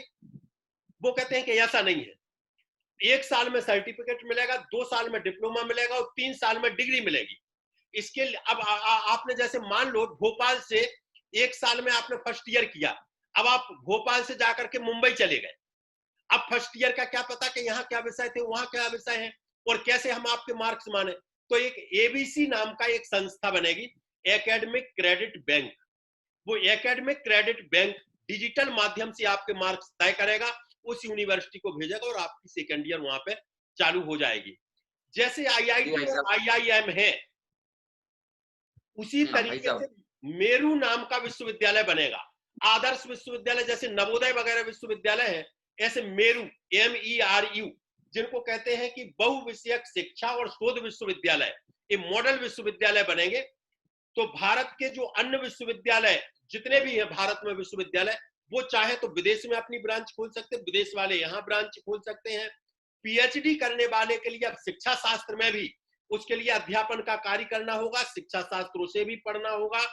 इसके लिए जो रिसर्च में गुणवत्ता आए उसके लिए राष्ट्रीय अनुसंधान फाउंडेशन बनेगा। और उच्च शिक्षा के 4 पार्ट उन्होंने कर दिए हैं, 4 तरीके से उसको संचालित किया जाएगा। इसके अतिरिक्त एक महत्वपूर्ण चीज ये है कि जो मेडिकल में उन्होंने ये परिवर्तन किया, बाकी लगभग थोड़ा बहुत परिवर्तन है। मेडिकल में ये किया कि जो एलोपैथी का डॉक्टर है उसे होम्योपैथी भी आनी चाहिए बेसिक, उसे आयुर्वेद भी बेसिक आना चाहिए और आयुर्वेद वाले को बेसिक एलोपैथी का भी ज्ञान होना चाहिए। ये उन्होंने उसमें परिवर्तन किया है। इसके बाद कुछ विषय अन्य हैं, उन अन्य विषयों पर अपन समय के साथ में चर्चा करेंगे, जिसमें मूल विषय उन्होंने संस्कृत का लिया है। अब मैं चाहता हूं कि आगे परिचर्चा को आप बढ़ाएं, फिर मैं अन्य विषयों पर आपसे बात करता हूं। जी, ये मैं बीच में आपको इंटरप्ट नहीं करना चाह रहा था कि पूरा विषय आप एक एट अ ग्लांस बता दें, और मैं समझता हूं कि आपने इतना बताया, लेकिन फिर भी बहुत सारे विषय इसमें छूट गए होंगे। लेकिन अब हम स्पेसिफिक चर्चा की ओर आगे बढ़ते हैं, ब्रॉडली चर्चा को, क्योंकि इसके अलग अलग पहलुओं पर यदि हम बात करने जाएं तो एक एक परिचर्चा 2-2 घंटों की हो सकती है, एक एक पहलू को लेकर। सबसे महत्वपूर्ण है, यद्यपि आपने बहुत सारी बातें रखी कि जीवनोपयोगी शिक्षा बनाना, हमारे व्यवहार में परिवर्तन किस तरह से आए, नीति से हमारे कहना चाहिए कि जो बहुत ही आम जीवन के लिए बहुत ज्यादा आवश्यक है, ऐसी शिक्षा से जोड़ने की पहल इस पूरी नई शिक्षा नीति में की गई है। क्योंकि मैं समझता हूं कि इस देश के 99.9% लोग ऐसे होंगे जिन्हें बहुत सी चीजें जो हमने पढ़ी हैं लेकिन उनका जीवन में क्या उपयोग आया वे नहीं बता सकते। अनेक लोग होंगे वो नहीं जानते कि साइन थीटा और कॉस थीटा से उन्होंने जीवन में क्या पाया, लेकिन अपने परिवार के साथ व्यवहार कैसा हो, हमें डिप्रेशन में नहीं जाना है, देश में सुसाइड्स रुक सकें, इन सारी चीजों को यदि हमने जीवन में नहीं समझा और हमारे डिप्रेशन को यदि शिक्षा कम नहीं कर पाए, हमारे जीवन को आनंदमयी ना बना पाए, तो फिर उस शिक्षा का कोई महत्व नहीं है। तो इसी से संबंधित मैं बात अब आपको इस डायरेक्शन में ही इस पूरी परिचर्चा को ले जाना चाहता हूं कि जब हम नैतिक और धार्मिक मूल्यों की बात करते हैं और नीति और धर्म से जुड़ना, जो कि हमारी संस्कृति से, हमारी जड़ों से, हमारी पुरातन अनेक मान्यताओं से, यद्यपि सभी मान्यताएं सही हो ये जरूरी नहीं है, अनेक रूढ़िवादी चीजें भी हैं, उन्हें तर्क के आधार पर हमें परिमार्जित करते रहना बहुत जरूरी है, लेकिन फिर भी ऐसे कुछ मूल्य जो कि हमारी संस्कृति में घुले हुए थे, जो कि हमारी संस्कृति का अभिन्न हिस्सा रहे थे, लेकिन हम आधुनिकता की अंधी दौड़ में और सो कॉल्ड मॉडर्न कहलाने के चक्कर में जिन मूल्यों को हम कदाचित विस्मृत करते गए हैं, उन मूल्यों की पुनर्स्थापना करने के साथ उन मूल्यों का हमारे जीवन में आविर्भाव हो और हम उसके साथ एस्टीम महसूस कर सकें, हमें फक्र महसूस हो, हम अपने आप को ओछा महसूस ना करें, चाहे हमें संस्कृत बोलने की बात हो, चाहे अन्य हमारे माँ बाप के पैर चरण स्पर्श करने की बात हो, चाहे धार्मिक मंत्रों को, हमारे कहना चाहिए हमारे पारिवारिक मूल्यों को, इन सभी चीजों को हम हमारे जीवन में धारण किए रहें, हम धोती कुर्ता पहनने में भी शर्म महसूस ना करें। इन चीजों से हमारे फक्र का संबंध हो, हमारे एस्टीम का संबंध हो, इसे जोड़ने के लिए शिक्षा पद्धति ने क्या किया है। साथ ही यद्यपि आपने बात कही कि हमने मातृभाषा, स्थानीय भाषाओं को, मातृभाषाओं को बढ़ावा देने के लिए बहुत कुछ कार्य किया है, लेकिन प्रश्न ये है क्या मातृभाषा और स्थानीय भाषाओं को बढ़ावा देने के साथ हमें उन भाषाओं के साथ ऐसा एक बहुमान का भाव पैदा होगा या नहीं होगा, जैसे आज की सोसाइटी के अंदर एक अंग्रेजी बोलने वाले व्यक्ति को हम एक एलीट वर्ग में शामिल करते हैं और अन्य दूसरी भाषाओं को जानने वाला व्यक्ति यदि कदाचित हो, वो बौद्धिक तौर पर बहुत अच्छा भले ही क्यों ना हो, लेकिन यदि वो भाषाई तौर पर एक भाषा जो कि मैं समझता हूँ पूरी दुनिया में सिर्फ 4.5 देशों में बोली जाती है, अंग्रेजी पूरी तरह से, बाकी अमूमन इतने देश हैं 210 देश, लेकिन वहां पर सभी अपनी अपनी भाषाओं में चल रहे हैं, लेकिन उस एक भाषा का जो वर्चस्व इस दुनिया में खड़ा हुआ है, उस वर्चस्व को हम हिलाने में, क्योंकि जब एक भाषा जाती है तो उसके साथ उस भाषा की पूरी विरासत भी जाती है, उसकी संस्कृति भी जाती है, तो हम हमारे मूल्यों संस्कृति से जुड़े,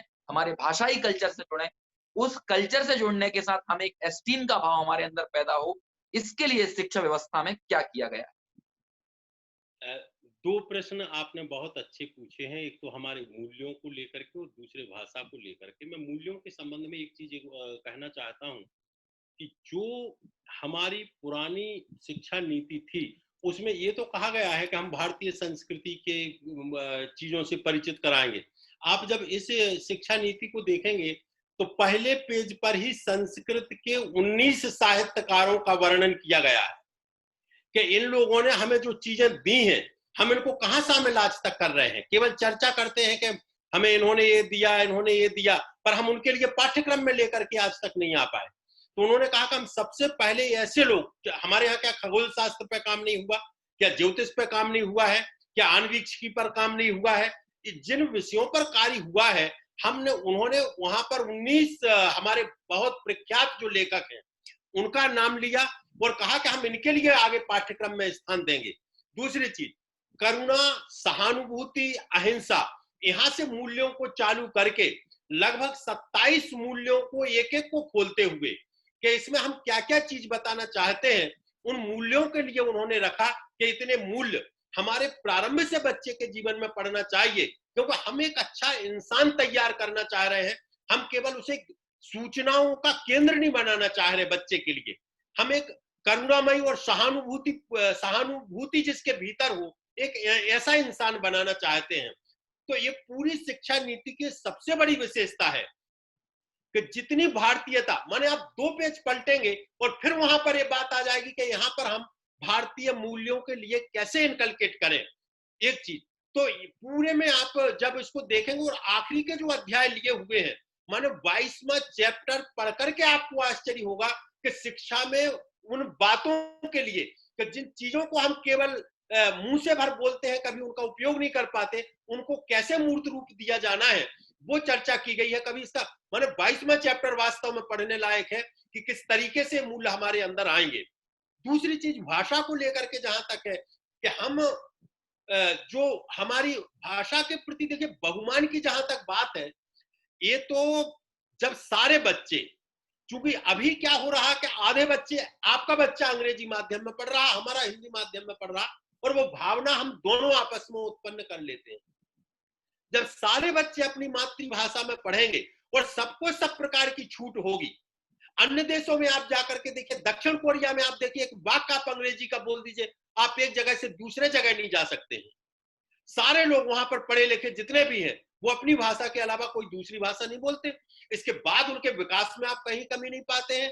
जिस तरीके से जो उन्होंने विकास किया दक्षिण कोरिया ने, आप केवल अपनी भाषा को लेकर के, तो स्वाभाविक है कि इन चीजों में समय लगेगा, और वो बहुमान हमें, जब तक हम प्रारंभ से उस चीज को नहीं पढ़ेंगे तब तक वो बहुमान नहीं आएगा।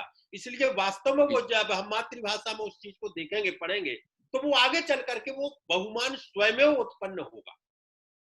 जी, निश्चित तौर पर विकास की गति धीमी जरूर होती है, लेकिन शनय शनय ही सही एक जो सकारात्मक बदलाव हम चाहते हैं वो निश्चित तौर पर होता ही है, हमारे सामने आता ही है। चेतन जी हमारे जो सह संचालक हैं साथ में, वो कुछ पूछना चाह रहे हैं, उसके बाद हम सीधे श्रोताओं के बहुत सारे प्रश्न हैं, आप बारी बारी से हाथ खड़े करेंगे और उनका संक्षेप में उन श्रोताओं के प्रश्नों के उत्तरों को भाई साहब देंगे। लेकिन श्रोताओं के प्रश्नों की तरफ हम बढ़े उससे पहले चेतन जी कुछ पूछना चाह रहे हैं। चेतन जी अपना सवाल ले लीजिए।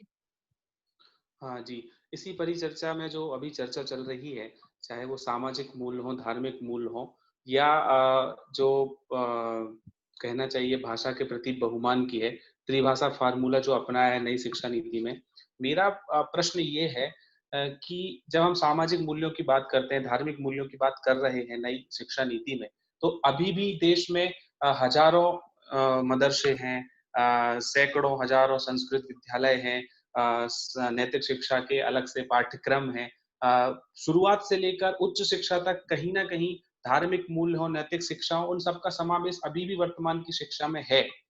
और इस नई शिक्षा नीति में जो इस पर विशेष बल दिया गया है, तो उन दोनों के बीच इसमें विशेष क्या है कि जो इस पीढ़ी को या इन विद्यार्थियों को नैतिक मूल्य है, धार्मिक शिक्षा है, संस्कार है, एक अच्छा इंसान बनाने में जो उपयोगी सिद्ध होगा।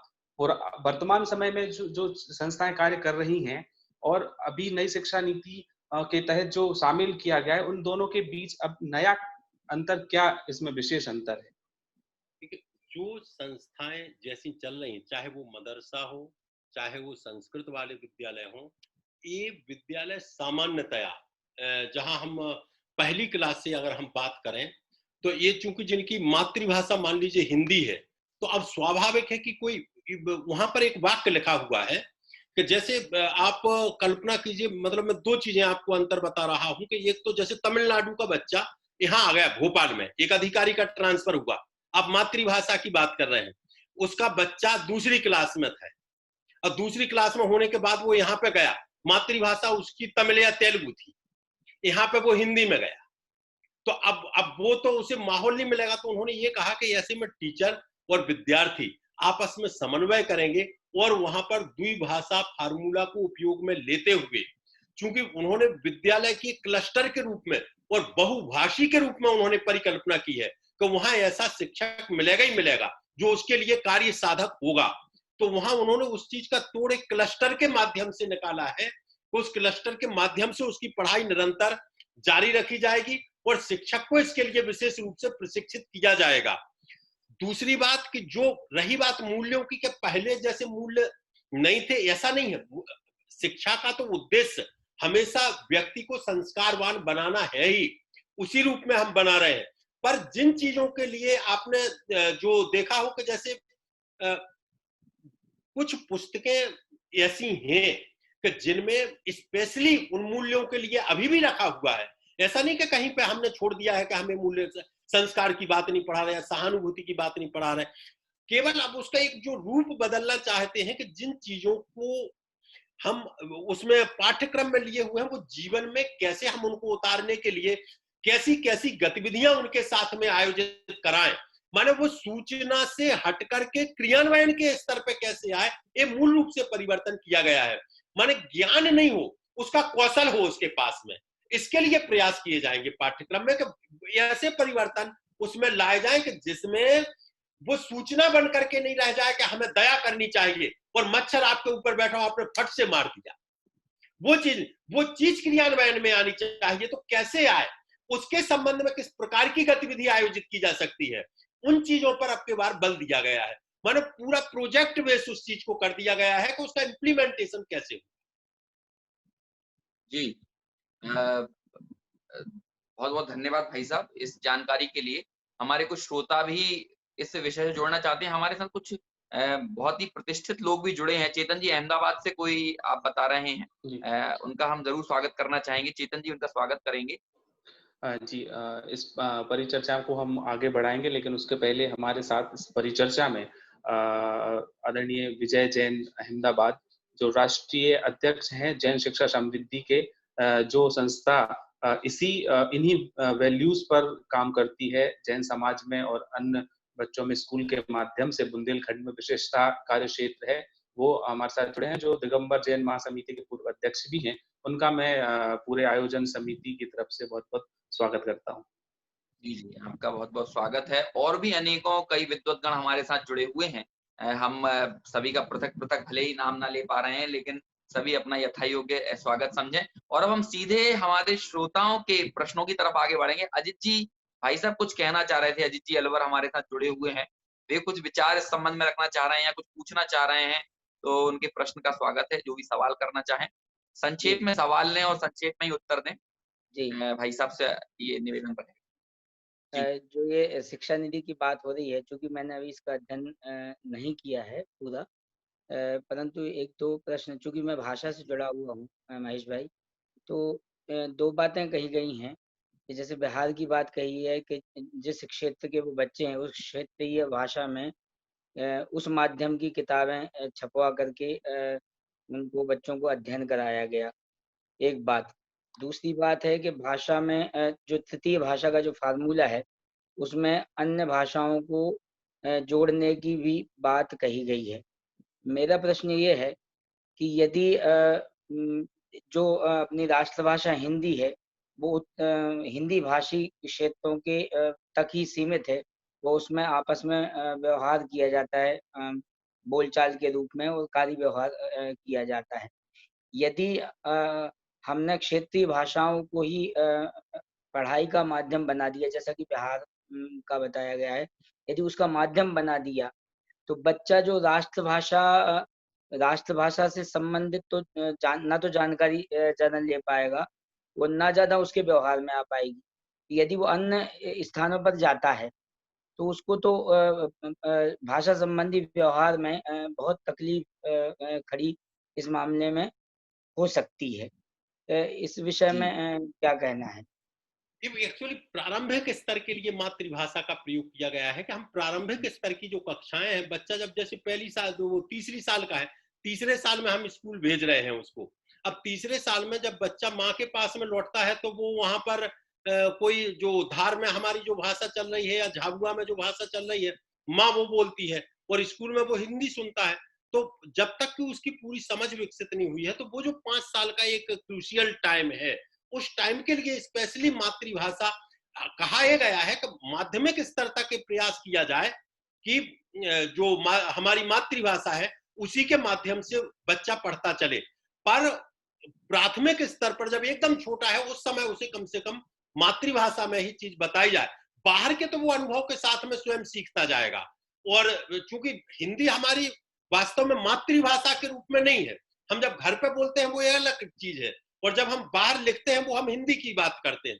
तो वो एक बेसिक डिफरेंस है जो अभी तक हम त्रिभाषा फार्मूला में कई बार गड़बड़ कर देते हैं उस चीज के लिए। तो दूसरे नंबर पर आएगी हमारी हिंदी और पहले पर वो मातृभाषा जाएगी, ये आना चाहिए था। पर हम हिंदी को पहली भाषा पे जहां रख लेते हैं तो मातृभाषा हमारी छूट जाती है। और त्रिभाषा फार्मूला इसलिए आज तक द्विभाषा फार्मूला बन पाया, त्रिभाषा बन ही नहीं पाया।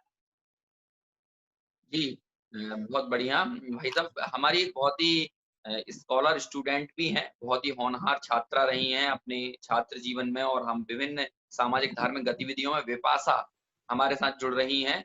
वे भी कुछ पूछना चाहती हैं, पंडित श्री राजकुमार जी की पुत्री हैं। विपाशा जी, हाँ पूछिए, आपका क्या सवाल है? जय जिनेंद्र सभी को, जय जिनेंद्र चाचा। जो मेरा क्वेश्चन है वो अजित चाचा के क्वेश्चन से ही थोड़ा रिलेटेड है कि जैसे तमिल से कोई ट्रांसफर होके आ रहा है या आपने जैसे उदाहरण दिया था, तो उसके लिए कोई दूसरा लैंग्वेज का जरिया रखेंगे जिसके कारण से वो भोपाल में एमपी में रह के भी कर पाएगा। तो मतलब एक कॉमन लैंग्वेज हो जाएगी कि जो कि सुपीरियर हो जाएगी सब भाषाओं से, क्योंकि वो भाषा तो एक ऐसी है ही कि जो आप कहीं पे भी जा रहे हो तो भले ही वो अंग्रेजी ना हो, पर वो कोई भी अगर हिंदी भी हो रही है वो, तब वो स्टैंडर्ड का जरिया हो जाएगी। और जो क्षेत्रीय जगह पे ही रह रहे हैं, मातृभाषा में ही पढ़े हैं और जिनको हिंदी में उतनी पकड़ नहीं है, वो उससे इंफीरियर फील करने लगेंगे। पहला प्रश्न तो ये है। दूसरा भी साथ में ही बोल देती हूँ ताकि टाइम बचेगा, कि जो अब शिक्षण संस्थाओं में भी चल रही है इतनी सारी, हमारे जितनी भी संस्थाएं चल रही हैं, कुछ शास्त्री की हैं, कुछ 8 to 12 हैं, कुछ लाइक 6 to 10 है, उनको नई शिक्षा नीति के साथ में क्या अपने में अपडेशन करना चाहिए ताकि वो संस्था में भी स्कूल के जैसे हो पाए। तो संस्थाओं को भी ऐसा क्या अपडेट अपनी पॉलिसी को करना चाहिए कि अब जो नई शिक्षा पद्धति है उसके साथ वो साइमल्टेनियसली चल पाए। ये दो क्वेश्चन। बहुत समसामयिक प्रश्न है। पहली चीज तो मैं केवल इतना उत्तर देना चाहूंगा कि ऐसे अपवाद जन्य केस एक आध आएंगे, इससे कोई एक भाषा हावी नहीं हो जाएगी। वो फॉर ए टाइम बीइंग उस चीज के लिए कहा गया है कि जब तक कि वो बच्चा उस भाषा से परिचित नहीं हो जाता है वहां तक की, तब तक शिक्षक अपने स्तर से उसके साथ में व्यवहार बनाए, इतनी सी बात है। और जो आपने दूसरा प्रश्न किया, ये बड़ा महत्वपूर्ण प्रश्न है। देखो, 2-3 जगह हमें परिवर्तन करना होगा। एक तो इन संस्थाओं को ये सोचना होगा कि बच्चे की स्वतंत्रता को कोई भी बाधित ना करे। माना जब गवर्नमेंट हमें इतनी लिबर्टी दे रही है, इतनी छूट दे रही है, तो हम मान लीजिए कोई चीज विशेष पढ़ाना चाहते हैं, हम संस्कृत पाठशाला में हैं या हम मदरसा में हैं, कहीं भी आप कल्पना करके देख लीजिए, आप कहीं भी रहें, अगर बच्चे की इच्छा है कि हम आपके विषय के साथ साथ अंग्रेजी या फ्रेंच या कोई ऐसा विषय लेना चाहते हैं, फिजिक्स, तो उसे पढ़ने के लिए छूट देनी होगी। और वो स्वतंत्रता, क्योंकि आगे चल करके शिक्षा के अधिकार अधिनियम में आएगी ये चीज, अगर हम मना करेंगे तो कि आपको वो चीज देना होगी जो बच्चा चाहता है। तो हमारी संस्थाओं के लिए इस बात को तैयार रहना होगा कि हम बच्चों के लिए पूरी तरीके से लिबर्टी दें विषय लेने की, कि जो विषय वो लेना चाहता है वो स्वतंत्रता पूर्वक अपना विषय ले सके। हॉस्टल के हमारे प्रतिबंध अलग हो सकते हैं, और वहां पर हम जो अपने नियम फॉलो करें वो एक अलग चीज है। पर जहां तक हमारी संस्थाओं की बात है, जो जहां पर हमारे विद्यार्थी पढ़ने के लिए जाते हैं, वहां जो वो विषय लेना चाहते हैं, हमें उनके लिए पूरी तरीके से ये छूट दे करके रखनी होगी। चाहे वो भली वहां पर ऐसा विषय ले कि जैसे मान लीजिए उसने ज्योतिष लिया, अब वो हमसे मैच नहीं कर रहा है, पर हमें उसके लिए वो छूट देना होगी। और उन संस्थाओं के लिए भी ये देखना होगा कि अगर वहां पे मान लीजिए अर्थशास्त्र नहीं है आपके यहाँ, तो उन्हें अर्थशास्त्र चालू करना होगा। इसमें एक पैराग्राफ आया है पूरा संस्कृत विश्वविद्यालयों के लिए। ये विपाशा तो चूंकि संस्कृत की बहुत अच्छी विदुषी है, हम आप लोगों के परिचय के लिए बता दें, तो एक पैराग्राफ पूरा संस्कृत के लिए आया हुआ है। उन्होंने कहा कि संस्कृत के विश्वविद्यालय सुनिश्चित करें, ध्यान से सुनना, कि संस्कृत के विश्वविद्यालय इस बात को सुनिश्चित करें, वो कॉलेज इस चीज को सुनिश्चित करें कि उन्हें भी, जैसे आईआईटी में केवल आईआईटी नहीं चलेगी, वहां भी एमए कराना होगा, ऐसे संस्कृत विश्वविद्यालयों को, संस्कृत महाविद्यालयों को, उन्हें भी अपने यहाँ पर बीए करने की छूट देना होगी। और जब तक कि वो बहुविषयक संस्था नहीं बन जाएंगे, तब तक उनके लिए अधिमान्यता नहीं दी जाएगी। इसलिए उन्होंने कहा है कि वो आगामी 2030 तक कैसे अपने क्लस्टर के लिए विकसित करेंगे, वो पूरी योजना बता दें। दूसरी चीज, उन्होंने कहा कि आप संस्कृत को इस तरीके से लीजिए कि हमें बहुत सारे भाषाओं की आवश्यकता है, और चूंकि आपका बैकग्राउंड संस्कृत का है, तो उन्होंने कहा कि आप यूनिवर्सिटी में एक भाषा संस्थान की स्थापना कर दीजिए और वहां पे बच्चों को बहुत सारी भाषाएं पढ़ाइए, और उनमें से उनके लिए उन्हें आप बीएड की डिग्री दीजिए 4 साल के बाद में, क्योंकि हमें कई भाषाओं की आवश्यकता पड़ेगी, तो वो विद्यार्थी हमें आपके यहाँ से मिलते जाएंगे। तो एक बहुत बड़ी अपॉर्चुनिटी संस्कृत वालों के लिए इस शिक्षा नीति में माने किसी भाषा पर, हिंदी पर भी हिंदी शब्द भी आपको नहीं मिलेगा यहाँ कहीं। केवल अगर किसी भाषा का जिक्र किया है 4 बार और 4 पैराग्राफ में जिक्र किया है अलग अलग जगह, तो वो केवल संस्कृत का किया है। और वो कहते हैं कि हमें संस्कृत व्याकरण वाले नहीं चाहिए, हमें वो चाहिए जो संस्कृत में बात कर सके, जो संवाद कर सके किसी के साथ में, हमें वैसी भाषा वाले चाहिए। और उस भाषा वालों के लिए उन्होंने कहा हमारे पास बहुत भारी स्थान आने वाले हैं, तो वो संस्कृत विश्वविद्यालयों को अपने आप को तैयार करना होगा। जी चेतन जी। जी, आपने बहुत अच्छे से समाधान भाषा वाले प्रकरण का किया। हालांकि आप इस विषय में पहले स्पष्ट कर चुके हैं।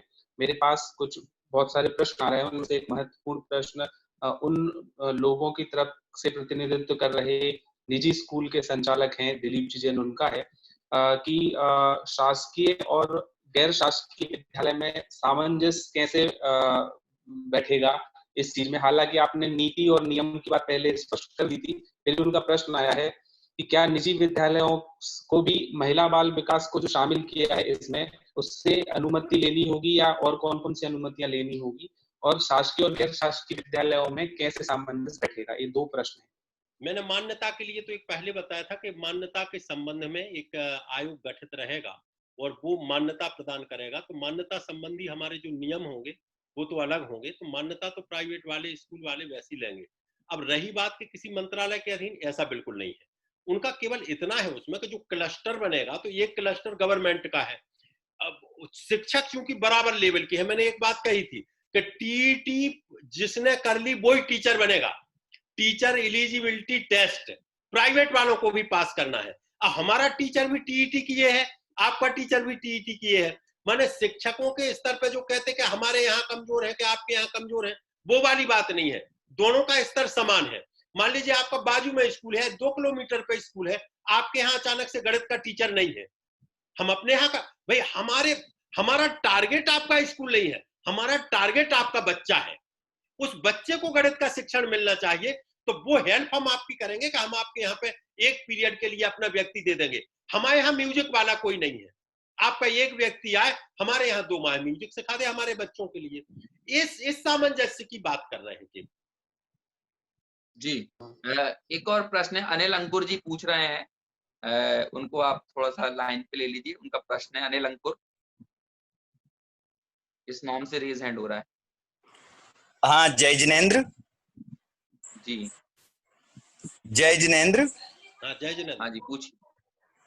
मैं जो पूछना चाहता हूँ कि जैसे अभी जो बात चल रही है कि 1st to 5th क्षेत्रीय भाषा में पढ़ाई होगी या जो मातृभाषा है बच्चे की उसमें पढ़ाई होगी, लेकिन जो आंग्ल भाषा के विद्यालय हैं तो क्या जो अभी वर्तमान में वो मैथ्स, साइंस, एसएसटी, इन सभी विषयों को आंग्ल रूप में पढ़ाते हैं, आंग्ल भाषा में, तो क्या वो सब पुस्तकें, वो सब अध्ययन कार्य हिंदी में होने लगेगा क्या 1st to 5th का?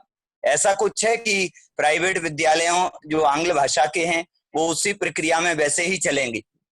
जी, अच्छा प्रश्न है आपका। इसमें देखिए, पहली चीज तो आप ये समझ लीजिए कि इस पूरी प्रक्रिया के लिए 10 साल का समय दिया है। 2030 तक का समय है हमारे पास में, और 10 साल में कितने परिवर्तन हो सकते हैं हम आप जानते हैं।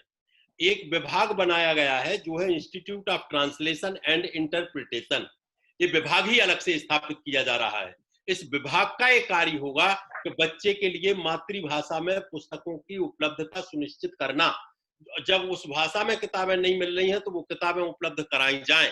तो जो भी आपके अंग्रेजी माध्यम के, ये बिल्कुल आप स्पष्ट मान करके चलें कि मातृभाषा अगर हिंदी है तो वो पुस्तकें हिंदी में आएंगी। प्राइवेट स्कूल में धीमे धीमे वो पद्धति चेंज होगी और मातृभाषा में पुस्तकें उपलब्ध कराने के बाद मातृभाषा के माध्यम से ही, चाहे सोशल साइंस हो चाहे गणित हो, अभी भले वो आपको अंग्रेजी में मिल रही है, वो भी हिंदी में मिलने लगेंगे और धीमे धीमे प्रक्रिया परिवर्तित होती जाएगी। ओके, धन्यवाद भाई साहब। बहुत बढ़िया। एक और प्रश्न है, शुभम शास्त्री गजपंथा से कुछ पूछना चाहते हैं, उनको लाइन पर ले लीजिए। शुभम शास्त्री। हेलो, सभी को सादर जय जिनेंद्र। भाई साहब, मेरा एक प्रश्न है कि गशवंथा में श्री देशभूषण कुलभूषण छात्रावास हम संचालित करते हैं, तो नई शिक्षा नीति में जो गुरुकुल प्रणाली रहेगी वह किस प्रकार रहेगी, उसकी समय सारिणी किस प्रकार रहेगी, थोड़ा मार्गदर्शन करिए भाई साहब। नहीं, देखिए, गुरुकुल परंपरा यदि आपने मान्यता ली हुई है, पहली चीज, यदि आप सरकार से मान्यता लिए हुए हैं तब आपको पूरे सरकार के नियम फॉलो करना है। केवल हॉस्टल चल रहा है तब की बात अलग है। तो मैं इतना आपसे पहले जानना चाहता हूं, क्या आप सरकार के अधीन आते, अनुदान मिलता है आपको, या आपकी संस्था मान्यता लिए है गवर्नमेंट से? क्योंकि मैं उत्तर उसी आधार पर दे पाऊंगा। नहीं, अपने तो ये गजपंत फाउंडेशन ट्रस्ट द्वारा संचालित है अपना हॉस्टल।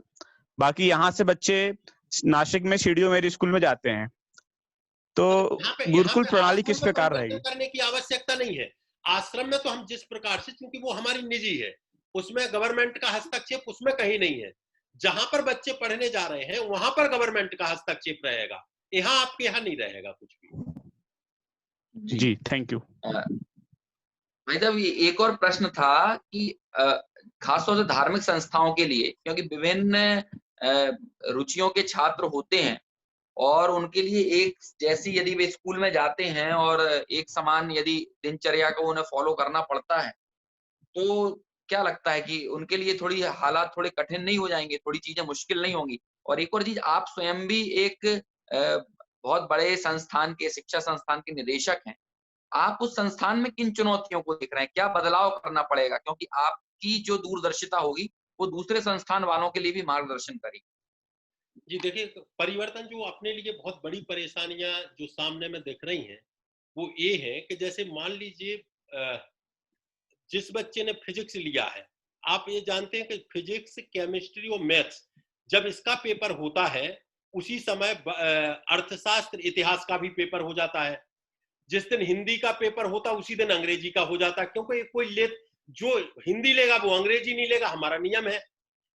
या जिसने फिजिक्स लिया है वो अर्थशास्त्र नहीं लेगा। तो आप 15 दिन में उस टाइम टेबल को बांट देते हो। तो ये तो सबसे बड़ा चैलेंज जो आने वाला है वो ये है कि हमारी परीक्षाओं का शेड्यूल बहुत बदलेगा। दूसरा जो चैलेंज आना है कि मान लीजिए अर्थशास्त्र का पीरियड आपका सुबह है 8 बजे या 9 बजे और फिजिक्स का पीरियड पड़ रहा है आपका शाम को 4 बजे। ये केवल अपनी संस्था के लिए नहीं, हम दोनों संस्थाओं को पैरेलल देखना चाहते हैं। तो ये अपने लिए ये जो दिक्कत आने वाली है वो ये है कि अब आप संस्कृत विद्यालय से कल्पना करो, वहां धर्मशास्त्र विषय है, वहां पौरोहित्य है, वहां कर्मकांड है, वहां जैन दर्शन है, वहां वैदिक है। अब उन्होंने कहा कि जो हमारे, अब आपको पूरी फ्रीडम दी हुई है।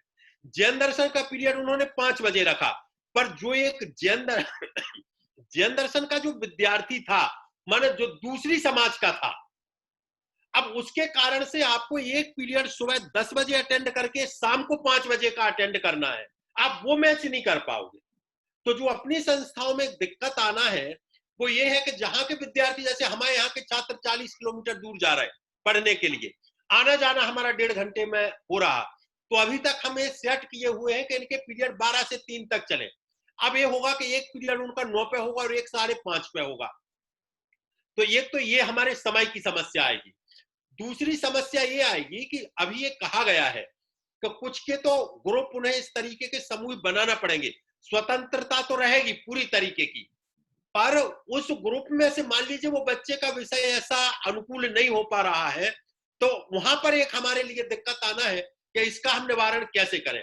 पर एक जो अच्छी चीज होना है वो ये है कि जैसे मान लीजिए आप कोई अपना एक 3 माह का या 6 माह का कोई एक छोटा सा पाठ्यक्रम, उसका हम पॉजिटिव पहलू भी देख लें, इसको हम जितनी स्वतंत्रता दे रहे हैं कि आपने मान लीजिए एक कोई जैसे पौरोहित्य सिखाने का एक सर्टिफिकेट देती है ये संस्थाएं, क्या हम जैन दर्शन में प्रतिष्ठाचारी बनाने का एक सर्टिफिकेट दे सकते हैं? वहीं पे आप अप्लाई करा दीजिए, उसके लिए कुछ नहीं करना है, तो उतनी देर हमारा बच्चा वो सीख सकता है वहां पे।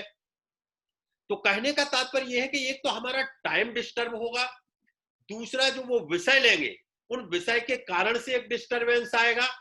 तीसरी चीज ये है कि जो परीक्षा का शेड्यूल मैंने आपको बताया कि उसमें थोड़ा सा व्यवधान, उस समय भी अपन लोगों के लिए आंतरिक रूप से कहीं कहीं व्यवधान देगा, और बाकी तो जितनी स्वतंत्रता और जितनी छूट और संस्कृत के लिए जितना प्रमोट किया गया है, एक कम से कम संस्कृत विद्यालयों के लिए, संस्कृत के लोगों के लिए इससे अच्छी शिक्षा नीति नहीं हो सकती है। जी, बहुत बढ़िया भाई साहब, ये बहुत अहम बात आपने कही है। संस्कृत के विद्यार्थियों के लिए इससे बढ़िया शिक्षा नीति नहीं हो सकती। नितुल जी कुछ पूछना चाह रहे हैं। नितुल जी हमारे अग्रज हैं। नितुल जी इंदौर में वर्तमान में रहते हैं। बहुत सारे लोगों के हाथ उठ रहे हैं, मैं नहीं समझ पा रहा हूँ कितने लोगों के प्रश्न लूं। नितुल जी कुछ पूछना चाहेंगे?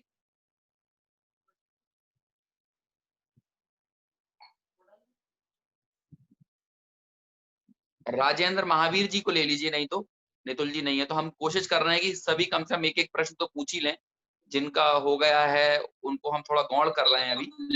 राजेंद्र महावीर जी, नहीं हो सकती। नितुल जी कुछ पूछना चाह रहे हैं। नितुल जी हमारे अग्रज हैं। आपकी आवाज क्लियर नहीं आ रही है महावीर। बहुत सारे लोगों के आपकी आवाज, लोगों के प्रश्न, आपकी आवाज थोड़ी कट रही है, आप थोड़ा देख लीजिए। महावीर जी, भाई साहब आपके पास अगर कोई दूसरा डिवाइस चालू हो तो आप उसको ऑफ कर दीजिए, क्योंकि आवाज रिपीट हो रही है। राजेंद्र महावीर जी उनको हम थोड़ा कॉल कर रहे हैं। राजेंद्र महावीर जी, हेलो, आपकी आवाज कट रही है। आप कुछ दिक्कत है आपके साथ, मतलब डिवाइस में, या नेटवर्क नहीं होगा? मेरी आवाज आ रही सर?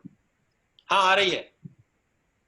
मैं ये पूछना चाहता हूँ आदरणीय सर से कि जिस तरीके से ये इतने सारे विषयों को एक साथ वहां पर लिया जा सकता है, तो कितने शिक्षकों की नियुक्ति एक विद्यालय में की जाएगी?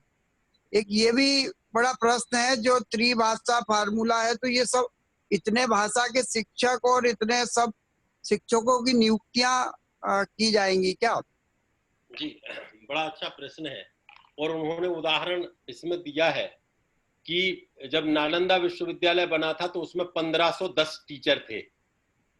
तो विश्वविद्यालय का स्वरूप की जो कल्पना की गई है कि जितने विषय होंगे, तो उन्होंने जो क्लस्टर की कल्पना की है, मैं फिर वहां लौटना चाहता हूँ। उन्होंने कहा कि हम छोटे छोटे प्रशिक्षण देंगे इनके लिए, सर्टिफिकेट टाइप के कोर्स चालू करेंगे। सर्टिफिकेट है, डिप्लोमा है। तो जो टीचर है वो उसको इतना समृद्ध बनाया जाएगा। और क्लस्टर में हमारे पास केवल एक क्लस्टर में 10 स्कूल मान लीजिए आ रहे हैं, तो उस 10 के हमारे पास में 50 का स्टाफ बनता है। केवल उसी स्कूल का तो 50 का अलग है ही है, और बाकी के भी 50 लोग मिल रहे हैं। तो उनके लिए हम अलग अलग तरीके से ट्रेनिंग दे करके, जो एक 50 घंटे की बात कही गई है कि हम इन सर्विस उनके लिए अलग तरीके की ट्रेनिंग देंगे, तो इतनी ट्रेनिंग दे करके उनको माने उसमें कहा गया कि स्थानीय रूप से किस चीज की आवश्यकता है उसकी हम परिकल्पना करके टीचर के लिए ट्रेंड करेंगे, और निश्चित ही उतनी हमें व्यवस्थाएं देनी होंगी। इसीलिए एक लक्ष्य लंबा रखा गया है कि हमें इसमें कम से कम शुरू करने में 2030 तक का समय लगेगा, क्योंकि हमें इतने टीचर्स चाहिए पड़ेंगे कि जो इतने विषयों की पूर्ति कर सके। जी नितुल जी, भाई साहब अभी आप स्क्रीन पर दिखे थे, पूछिए। मेरा पहला प्रश्न तो अभी महावीर जी ने पूछी है। दूसरा प्रश्न मेरा थोड़ा व्यक्तिगत है कि इस नीति में ट्रांसफर की क्या प्रोसेस है? इस नीति में स्पष्ट कहा गया है कि शिक्षकों के ट्रांसफर कम से कम किए जाएं, पहला नियम। दूसरा नियम कि यदि ट्रांसफर करने की नौबत आपको लगती है कि भविष्य में बनेगी, तो स्थानीय स्तर के व्यक्ति की ही नियुक्ति की जाए, ताकि वो बच्चे की भाषा समझ सके, बच्चे को समझा सके, उसका जीवंत संपर्क बन सके। फिर भी अपरिहार्य कारणों से ट्रांसफर तो हमेशा होंगे, उसमें कोई दिक्कत नहीं है, पर सामान्य रूप से नियम है कि ट्रांसफर कम से कम शिक्षकों के करना पड़े, नीति है। चलिए बहुत बहुत बढ़िया। महेंद्र जी मुकुर का प्रश्न है। प्रश्न भी 10 से 15 सेकंड में लें और उत्तर भी 20, 25, 30 सेकंड में ही दें, ताकि हम अधिकतर लोगों को ले सकें। महेंद्र मुकुर जी हमारे अच्छे प्रसिद्ध विद्वान हैं जी। धन्यवाद अंकुर जी। सबसे पहले डॉक्टर महेश जी के लिए बहुत बहुत धन्यवाद। इतने संक्षिप्त में और भारत की शिक्षा नीति के संबंध में इतना बढ़िया व्याख्यान दिया, मैं गदगद हो गया। और मेरे बहुत सारे प्रश्न जो मेरे अंदर उठ रहे थे वो हमारे कुछ पूर्व प्रश्नकर्ताओं ने पूछ लिए। मैं सिर्फ इतना पूछना चाहता हूँ कि जो भाषा के मीडियम जैसे हिंदी, मराठी या अंग्रेजी मीडियम वाले विद्यालय हैं, इनका क्या होगा? प्राइवेट विद्यालयों में भी क्या ये प्राथमिक भाषा नीति लागू होगी? एक तो ये मेरा क्वेश्चन था। और दूसरा ये कि अभी हमारे अजित भाई साहब ने कहा था कि भारत की जो राष्ट्रभाषा है वो हिंदी है। मैं थोड़ा सा संशोधन करना चाहता हूँ। हमारी राष्ट्रभाषा ऑन पेपर संविधान में कोई नहीं है, हिंदी तो है ही नहीं, राजभाषा हिंदी है।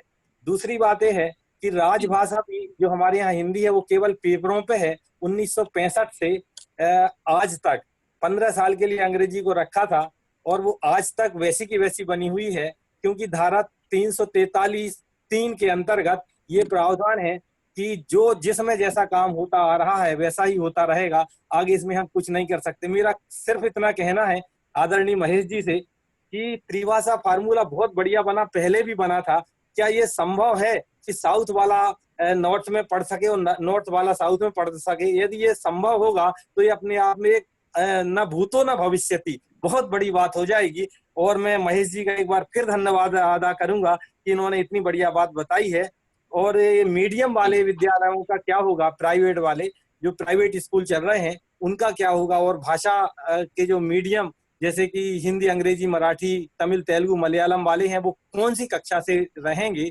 इसके बारे में थोड़ा प्रकाश डालें। बहुत बहुत धन्यवाद। धन्यवाद आदरणीय महेंद्र जी। आप राजभाषा अधिकारी हैं मुंबई में और इसलिए उन्होंने हिंदी की इतनी गहरी व्याख्या की है।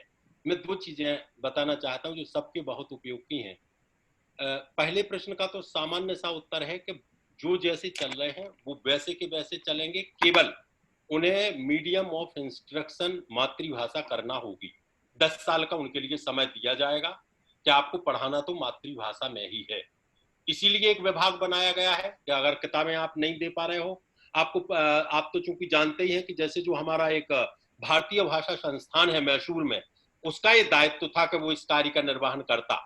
तो मुझे ये लगता है कि उसके साथ मिलकर के जो एक नया विभाग गठित किया जा रहा है उसके माध्यम से कार्य किया जाएगा।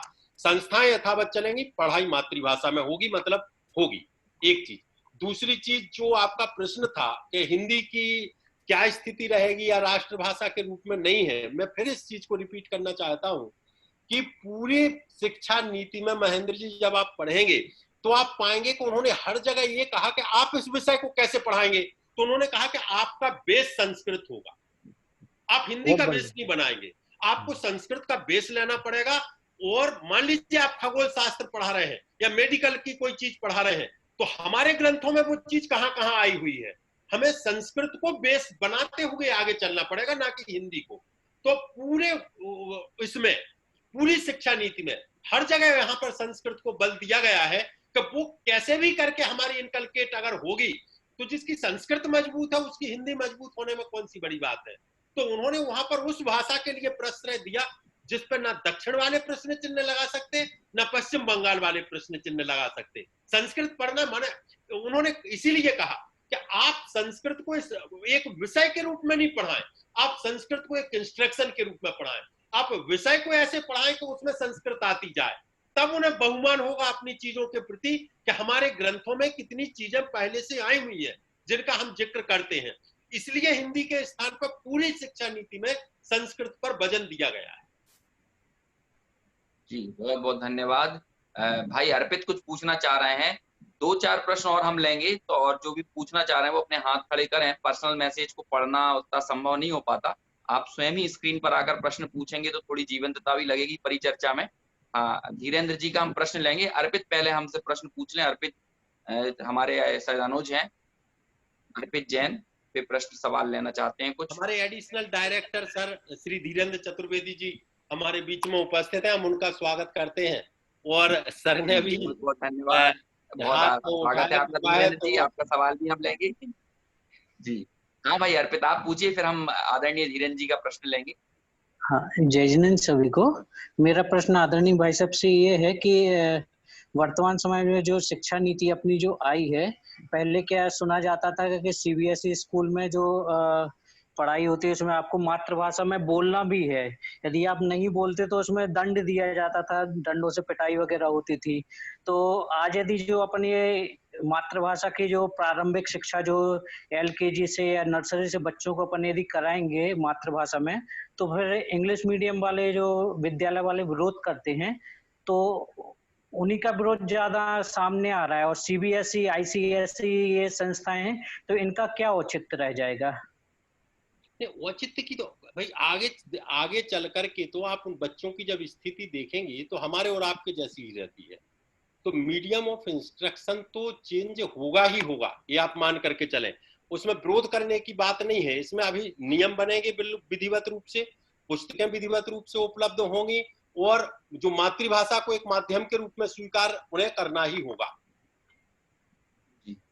बहुत बहुत धन्यवाद। और अब हमारी परिचर्चा को जो अनेक विद्वान गौरवान्वित कर रहे हैं, ऐसे ही धीरेन्द्र जी हमारे साथ हैं, उनको स्क्रीन पर लीजिए, वे अपनी बात रखें। नहीं, दरअसल महेश जी ने सारी बात को बहुत अच्छे से रखा है और निश्चित ही एक बड़ा विषय है और काफी समेट लिया है उन्होंने। भाषा को लेकर चूंकि बहुत सारे प्रश्न हैं, तो मैं बस केवल ध्यानाकर्षण की दृष्टि से सीधा जो डॉक्यूमेंट है, जो पॉलिसी है, मैं उसको पढ़ देता हूँ, क्योंकि उसको लेकर के प्रश्न बहुत सारे हैं, कन्फ्यूजन बहुत सारे हैं। तो मैं इसको अंग्रेजी में पढ़ देता हूँ, है ना, हिंदी में भी पढ़ सकता हूँ, दोनों पढ़ सकता हूँ। तो इसका 4.12 है, वो कहता है students whose medium of instruction is the local / home language will begin to learn science and mathematics bilingually in grade 6, so that by the end of grade 9 they can speak about science and other subjects both in their home language and English. तो महेश जी ने उस बात को बार बार बताया है कि एक भाषाओं के ट्रांसलेशन को लेकर के एक अलग से संस्थान उसको काम करेगा। तो 6ठी क्लास से जो है ये प्रयास पूरा किया जाएगा कि जो भाषाएं हैं, जो होम लैंग्वेज है, यानी होम लैंग्वेज का मतलब home language / mother language / regional language लिखा हुआ है।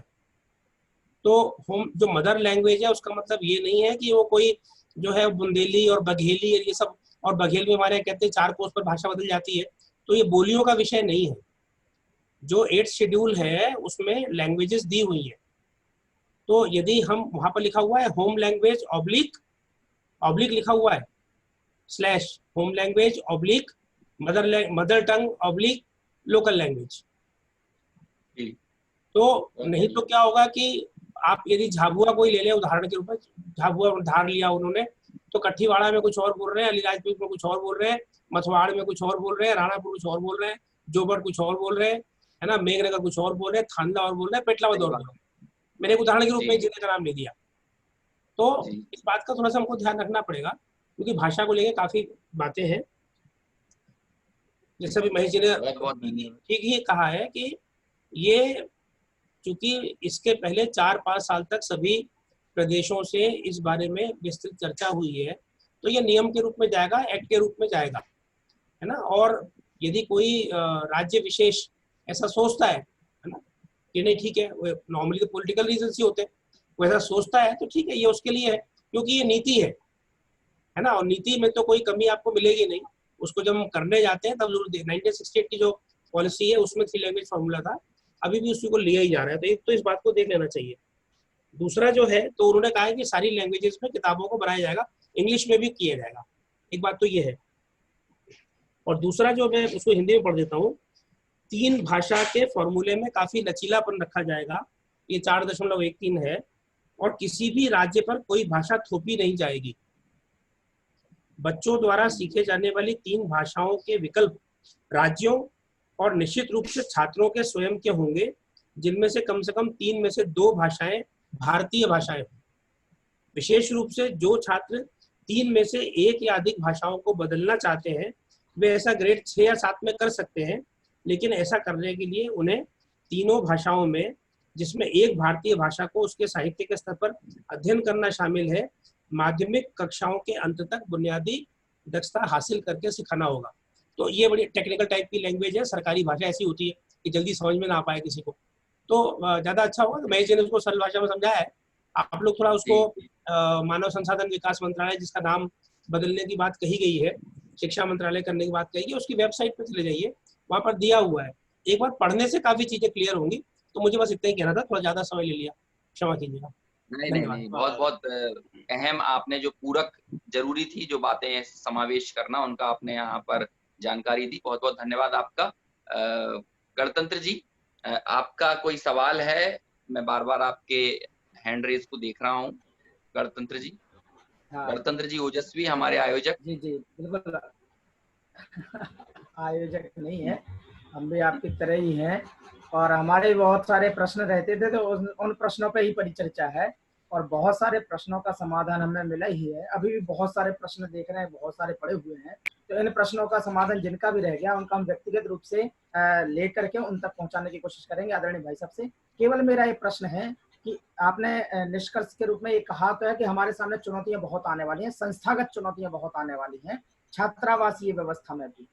मेरा प्रश्न ये है कि हम जब जो हमारी 6 to 8 चलने वाली संस्थाएं हैं, अथवा 10th के बाद से 5 साल की शास्त्रीय विशेष की चलने वाली कक्षाएं हैं, अब वो रोजगार परक शिक्षा जब बालक लेकर के आएगा तो वो हमारे यहाँ 5 साल के लिए टिकेगा कैसे, 3 साल के लिए टिकेगा कैसे, और हम उसे उस व्यावसायिक शिक्षा से रोक कैसे पाएंगे, और रोक पाएंगे तो हम उसे धार्मिक शिक्षा उसी तरीके से दे पाएंगे या नहीं दे पाएंगे। प्रश्न भी पहले भी आपसे आ चुका कि आप स्वयं एक संस्था के संचालक हैं, निदेशक हैं, तो आपके सामने भी ये समस्याएं आने वाली हैं। तो निश्चित रूप से हमारे जितने संस्थागत लोग बैठे हुए हैं, आदरणीय राजकुमार जी भाई साहब बैठे हैं, रतन जी भाई साहब बैठे हैं, शिखर जी भाई साहब बैठे हैं, बहुत सारे ऋषभ जी भाई साहब बैठे, बहुत सारे लोग बैठे हुए हैं, तो लगभग सबके सामने बहुत बड़ी चुनौतियां अभी आगे आने वाली हैं, ऐसा मुझे लगता है। तो मेरा भी प्रश्न यही है कि हम संस्थागत जैसे लोगों को या संस्था संचालित करने वाले लोगों को किन किन बातों का विशेष ध्यान रखना है कि बालक उस धार्मिक शिक्षा के संस्कार को भी ले ले, उसी रीति नीति से ले ले, और वहाँ जो शासकीय नियम है, नियमावली है, उसका भी पालन हो जाए। बहुत अच्छा प्रश्न है आदरणीय गणतंत्र जी, और जो एक इतना बड़ा वीणा आपने इस तरीके की संगोष्ठियों का उठाया है, निश्चित ही विस्तृत कार्य है, विषय सभी के सामने आ जाता है इस बहाने से।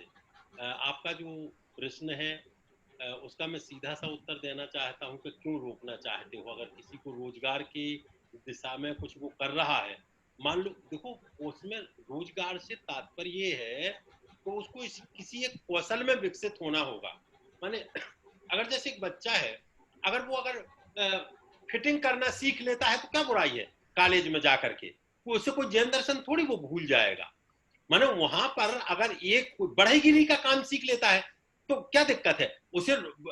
माने वो जो पढ़ाई के साथ एक पैरेलल व्यवस्था है कि बच्चे को ये लगे, कल के दिन जब आप एक बाहर निकलते हैं, हमारे आदरणीय सर धीरेन्द्र चतुर्वेदी जी ने एक कविता डाली हुई थी, कभी मुश्किल में 5-7 दिन हुए होंगे, अब वो मुझे अभी याद नहीं आ रही है, पर उन्होंने ये कहा, उस कविता का सार इतना था केवल कि बच्चे से पूछा कि तुम अभी पढ़ करके आए हो या बीए करके आए हो, तुम ये फिटिंग कर लोगे क्या? बोला नहीं। नल सुधार लोगे? नहीं। खाना बना लोगे? नहीं। थोड़ी सी बागवानी कर लोगे? नहीं। क्या जानते क्या हो? बोला मैं बीए करे हूं।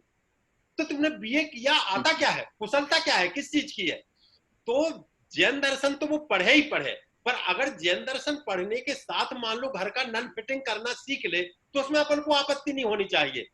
बजाय अपनी संस्थाओं से उनके लिए कुछ सामग्री जरूर उपलब्ध करा देनी चाहिए कि उन्हें प्रोजेक्ट के लिए यदि मान लो कुछ किट चाहिए है तो वो किट हम खरीद करके दें, क्योंकि हम नहीं सिखा रहे, वो कॉलेज वाले सिखा रहे, तो हमें उनको प्रोत्साहित करना चाहिए। अब ये हो सकता है कि जैसे उनको हम वो चीजें दिलवाएं कि जो अपने यहाँ भी उपयोगी हो, कि जैसे मान लो छोटा कोई प्रशिक्षण है, अपने यहाँ इतने सारे संस्थाओं में काम होते हैं, आप जिस संस्था में जाओ अपन 5 आदमी रखे हुए हैं छोटे छोटे कामों को, अगर अपना विद्यार्थी उस चीज में ट्रेंड है तो हम छोटा मोटा भुगतान भी उसे करें और उसे और सिखाएं भी, उसमें कोई दिक्कत की बात नहीं है। मैं समझता हूँ इससे अच्छा कोई कार्य नहीं होगा अगर वो सीख लेगा।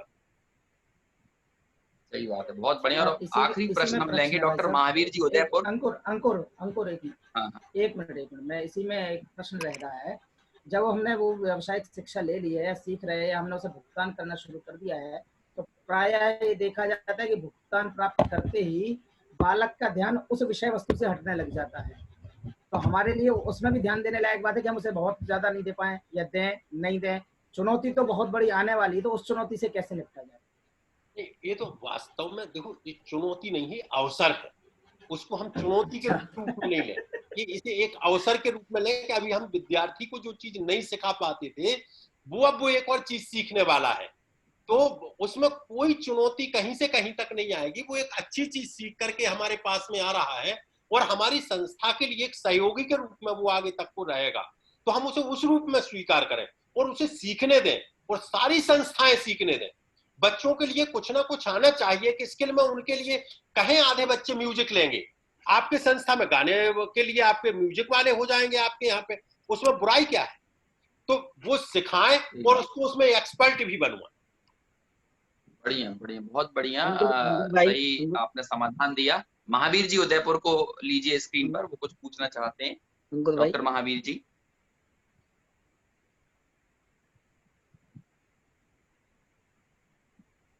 जी हैं उपस्थित हुए, अन्यथा निलय जी आगरा के पास पहुंचेंगे।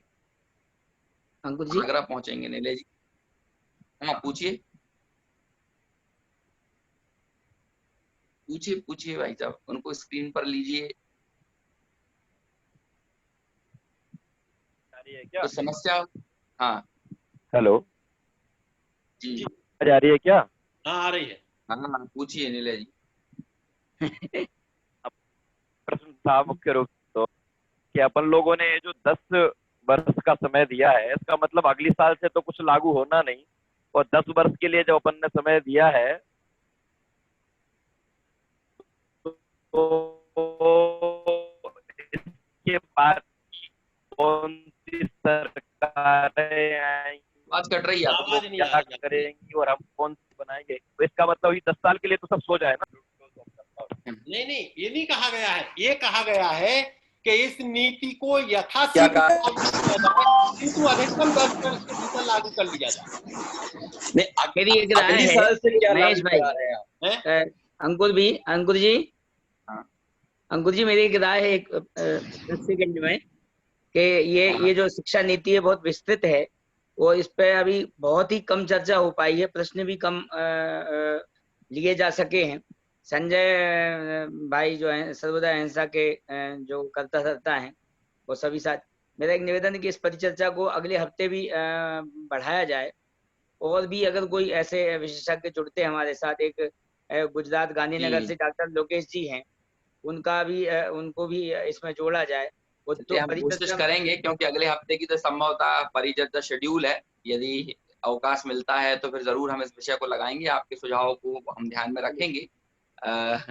महावीर जी यदि हों तो वे ले सकते हैं प्रश्न अपना, अन्यथा हम समापन की ओर बढ़ेंगे, काफी समय हो गया है। निश्चित तौर पर बहुत सारे विषयों पर चर्चा हुई है, लेकिन अधिक कई विषय छूट जाना लाजमी है, क्योंकि बहुत थोड़े से समय में इतने बड़े मसौदे पर, इतनी बड़ी नीति पर, शिक्षा नीति पर चर्चा कर पाना इस थोड़े से समय में संभव नहीं है, जिस पर वर्षों तक मंथन चला हो, जिस पर घंटों चर्चा हुई हो। उस शिक्षा नीति के पहलुओं को हम चंद घंटों में, चंद मिनटों में यहाँ पर समेट सकें, ये संभव नहीं है। और यदि हम उसे समेटने की गुस्ताखी करते भी हैं तो ये भी कहीं ना कहीं इस विषय के साथ नाइंसाफी होगी। लेकिन हमने यथाशक्ति प्रयास किया कि स्पेसिफिक विषय, जिस तरह की हमारी टारगेट ऑडियंस थी, उनको ध्यान में रखते हुए विषयों को समाविष्ट करें। लेकिन और इस संबंध में मैं समझता हूँ कि जो हमारी संस्थाएं, जो टारगेट ऑडियंस थी, उन संस्थाओं के हमने अधिकांश प्रश्नों का, उनकी जो जिज्ञासाएं थी, उनका समाधान करने का प्रयास किया है। फिर भी कुछ समस्याएं रही हैं, तो हमने उनके लिए एक स्पेस छोड़ रखा है कि वे व्यक्तिगत रूप से गणतंत्र जी को या अन्य आयोजकों को अपने सवाल देकर, या महेश जी भाई साहब से सीधा संपर्क हो तो सीधे उनसे ही प्रश्न कर अपनी जिज्ञासाओं का समाधान कर सकते हैं। और अब हम इस परिचर्चा के समापन की तरफ आगे बढ़ते हैं। दीपक राज जी छिंदवाड़ा, जो कि हमारे प्रचार प्रमुख हैं, विभिन्न मीडिया माध्यमों के जरिए हमारी सारी इस परिचर्चाओं को, हमारे कार्यक्रमों को प्रचारित प्रसारित करते हैं। दीपक जी हमारे बीच में आए और चंद शब्द यहाँ पर प्रस्तुत करें। दीपक जी। जय जिनेंद्र भाई साहब। जय जिनेंद्र की भाई साहब, आ रही है मेरी आवाज?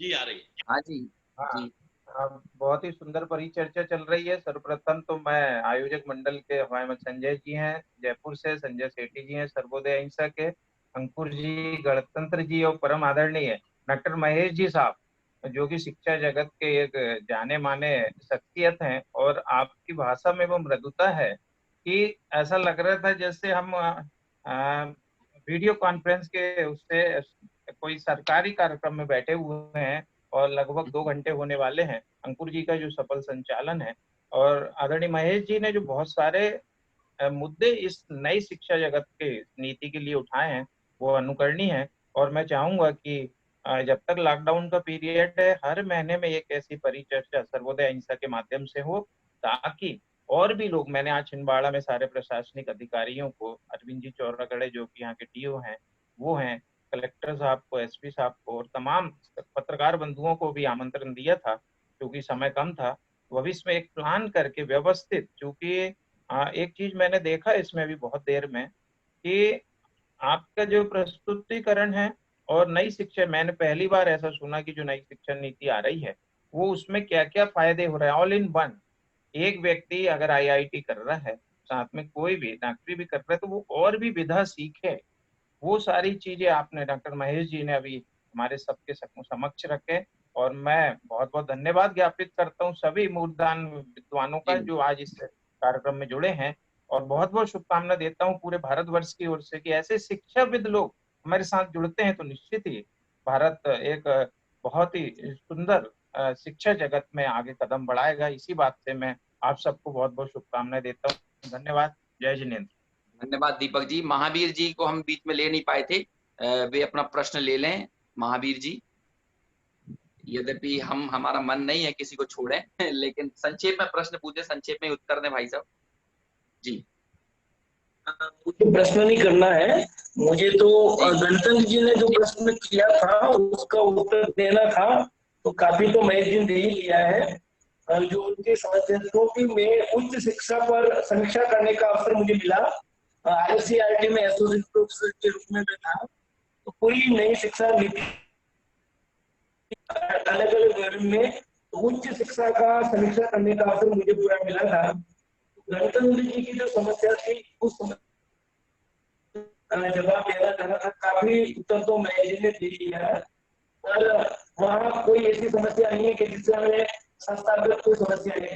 आपको जो शिक्षण कार्य कर रहा है वो करते हुए आपको अन्य सहयोग मिलेगा, जैसा कि महेश जी ने कहा। और मुझे यही कहना था, बाकी और कोई बात नहीं कर सकते, काफी इसमें देखी है, उसके लिए आपको धन्यवाद। मुझे कोई प्रश्न नहीं करना था, समय भी बहुत हो गया है, इसलिए इससे ज्यादा कुछ नहीं कहना है।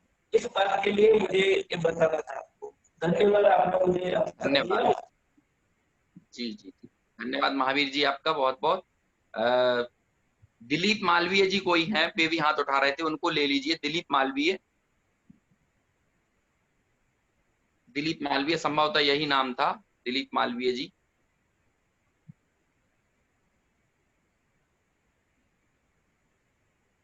चलिए, नहीं मिल रहे हैं तो फिर कोई बात नहीं है। ऑलरेडी बहुत समय हमारा हो गया जैसा कि मैं बोल चुका हूं, और अब हम इस कार्यक्रम के समापन की तरफ आगे बढ़ें।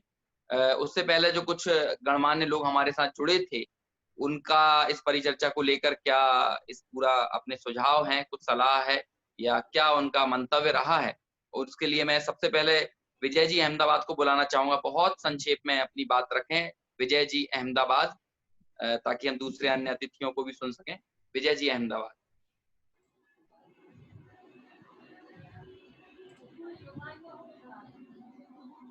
सभी को सादर जय जिनेन्द्र जी। जय जिनेन्द्र। इस शिक्षा नीति की जो सबसे बड़ी स्ट्रॉन्ग पोजीशन है वो ये है कि हमारा बच्चा अब अनएम्प्लॉयमेंट को फेस नहीं करेगा, उसको इतनी सारी अपॉर्चुनिटीज मिलेंगी और वो खाली नौकरी रह के ही नहीं करेगा, वो आज अच्छा एंटरप्रेन्योर बन सकता है। ये दो चीजें इस शिक्षा नीति का सबसे बड़ा पॉइंट है।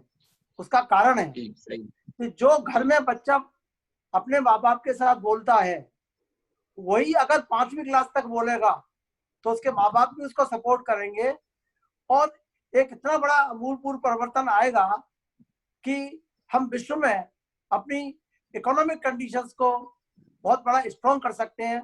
धन्यवाद। बहुत बहुत धन्यवाद आपके संक्षिप्त और बहुत ही सारगर्भित उद्बोधन के लिए। और अब हम सागर चलते हैं। शिखर चंद जी, पंडित शिखर चंद जी हमारे स्नातक विद्वान हैं प्रथम बैच के और अच्छे शिक्षाविद भी हैं। सागर से शिखर चंद जी को जोड़िए।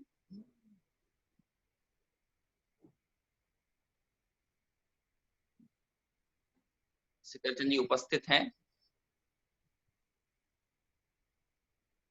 अन्यथा भाई साहब शायद शिखर जी नहीं है।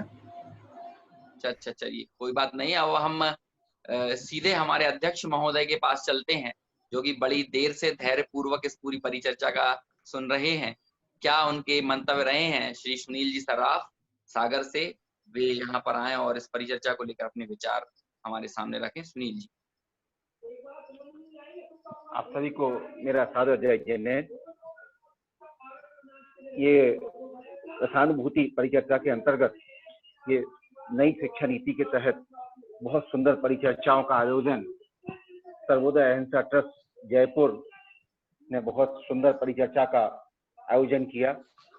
उसके लिए उनको बहुत बहुत धन्यवाद, साधुवाद।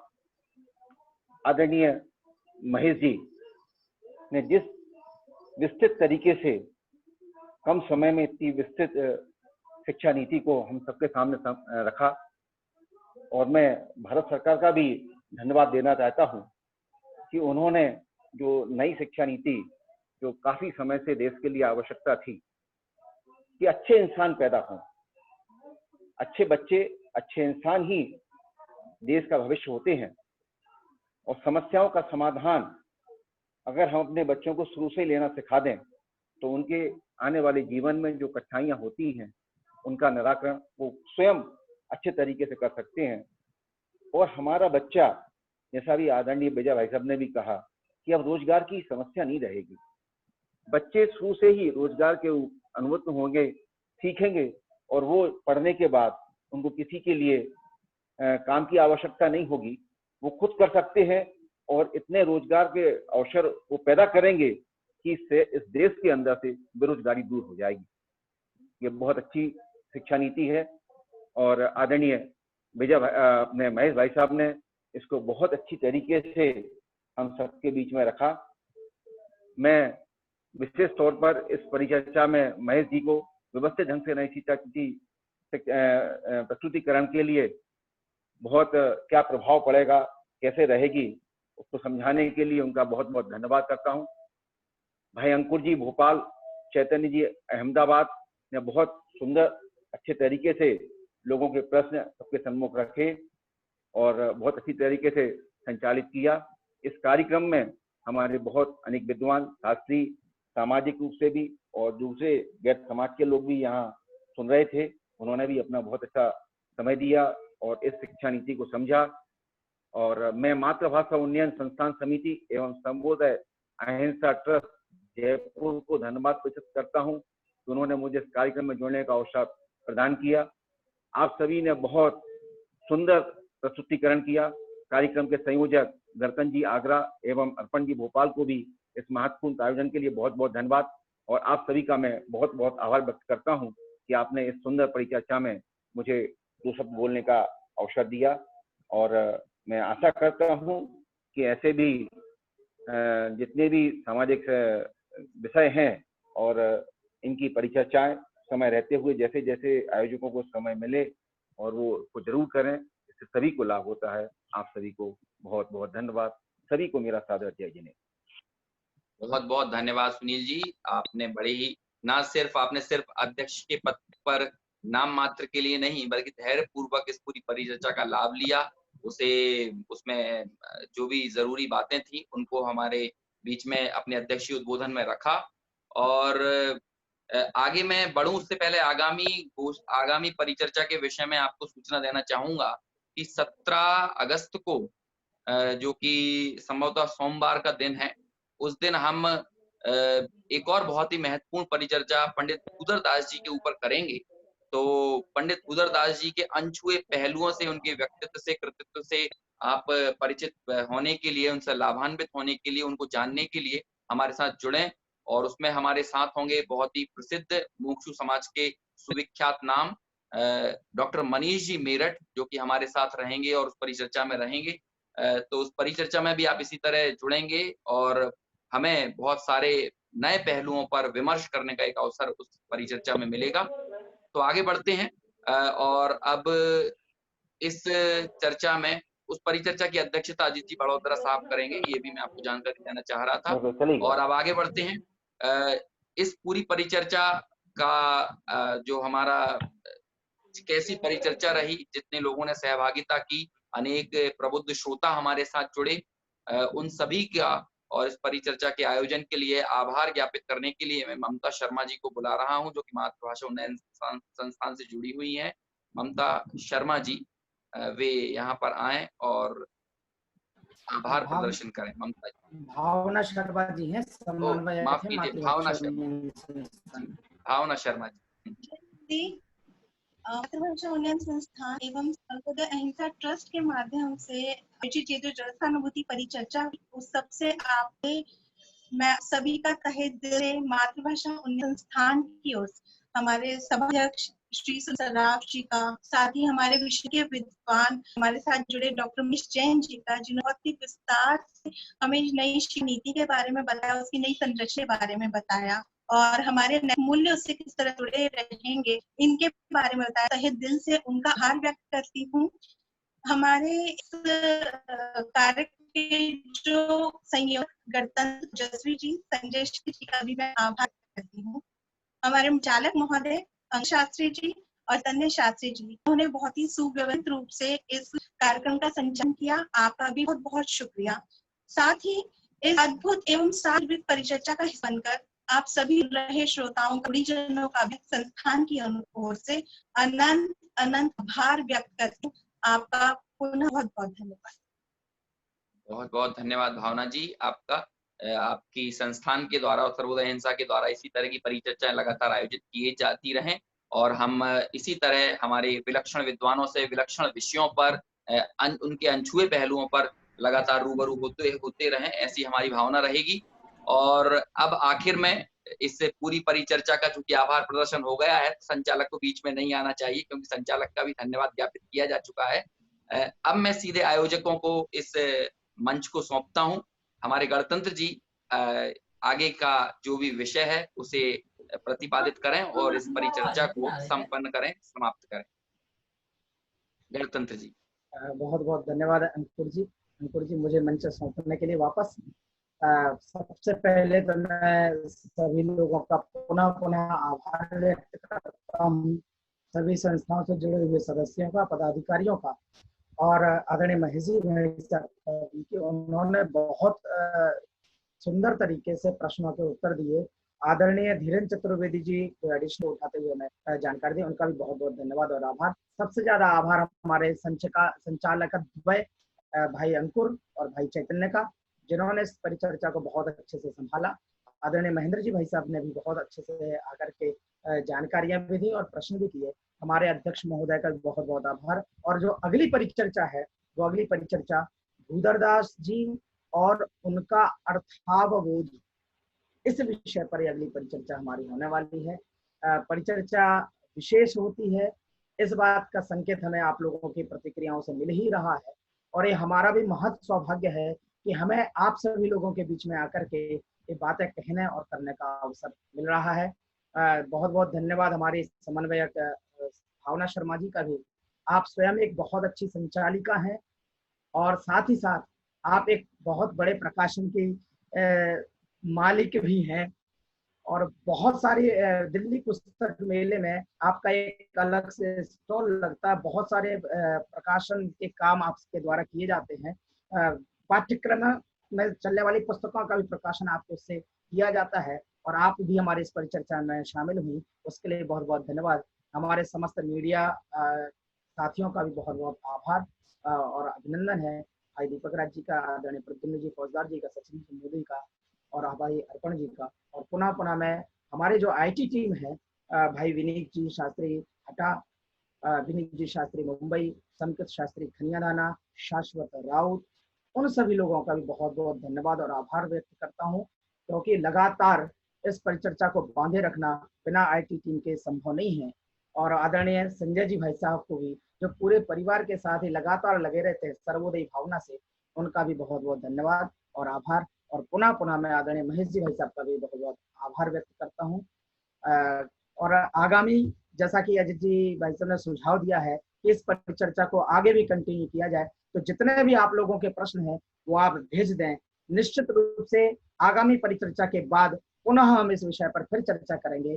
संस्थान के लिए क्या उपयोगी हो सकता है, संस्थाओं के लिए क्या उपयोगी हो सकता है, और हमारे अन्य शास्त्रीय विद्वानों के जीवन शैली में अपनाने के लिए, रोजगार परक व्यवस्था को अपनाने के लिए, आजीविका के साधन के लिए क्या उपयोगी हो सकता है, उस परिचर्चा को लेकर के हम पुनः नए नए विद्वान साथियों के साथ पुनः जुड़ेंगे। आशा है आप लोगों को ये परिचर्चा पसंद आई होगी। अपनी प्रतिक्रिया जरूर हमें व्यक्त करें, बताएं। बहुत बहुत धन्यवाद, बहुत बहुत आभार, बहुत बहुत अभिनंदन। सादर जय जिनेंद्र सभी को।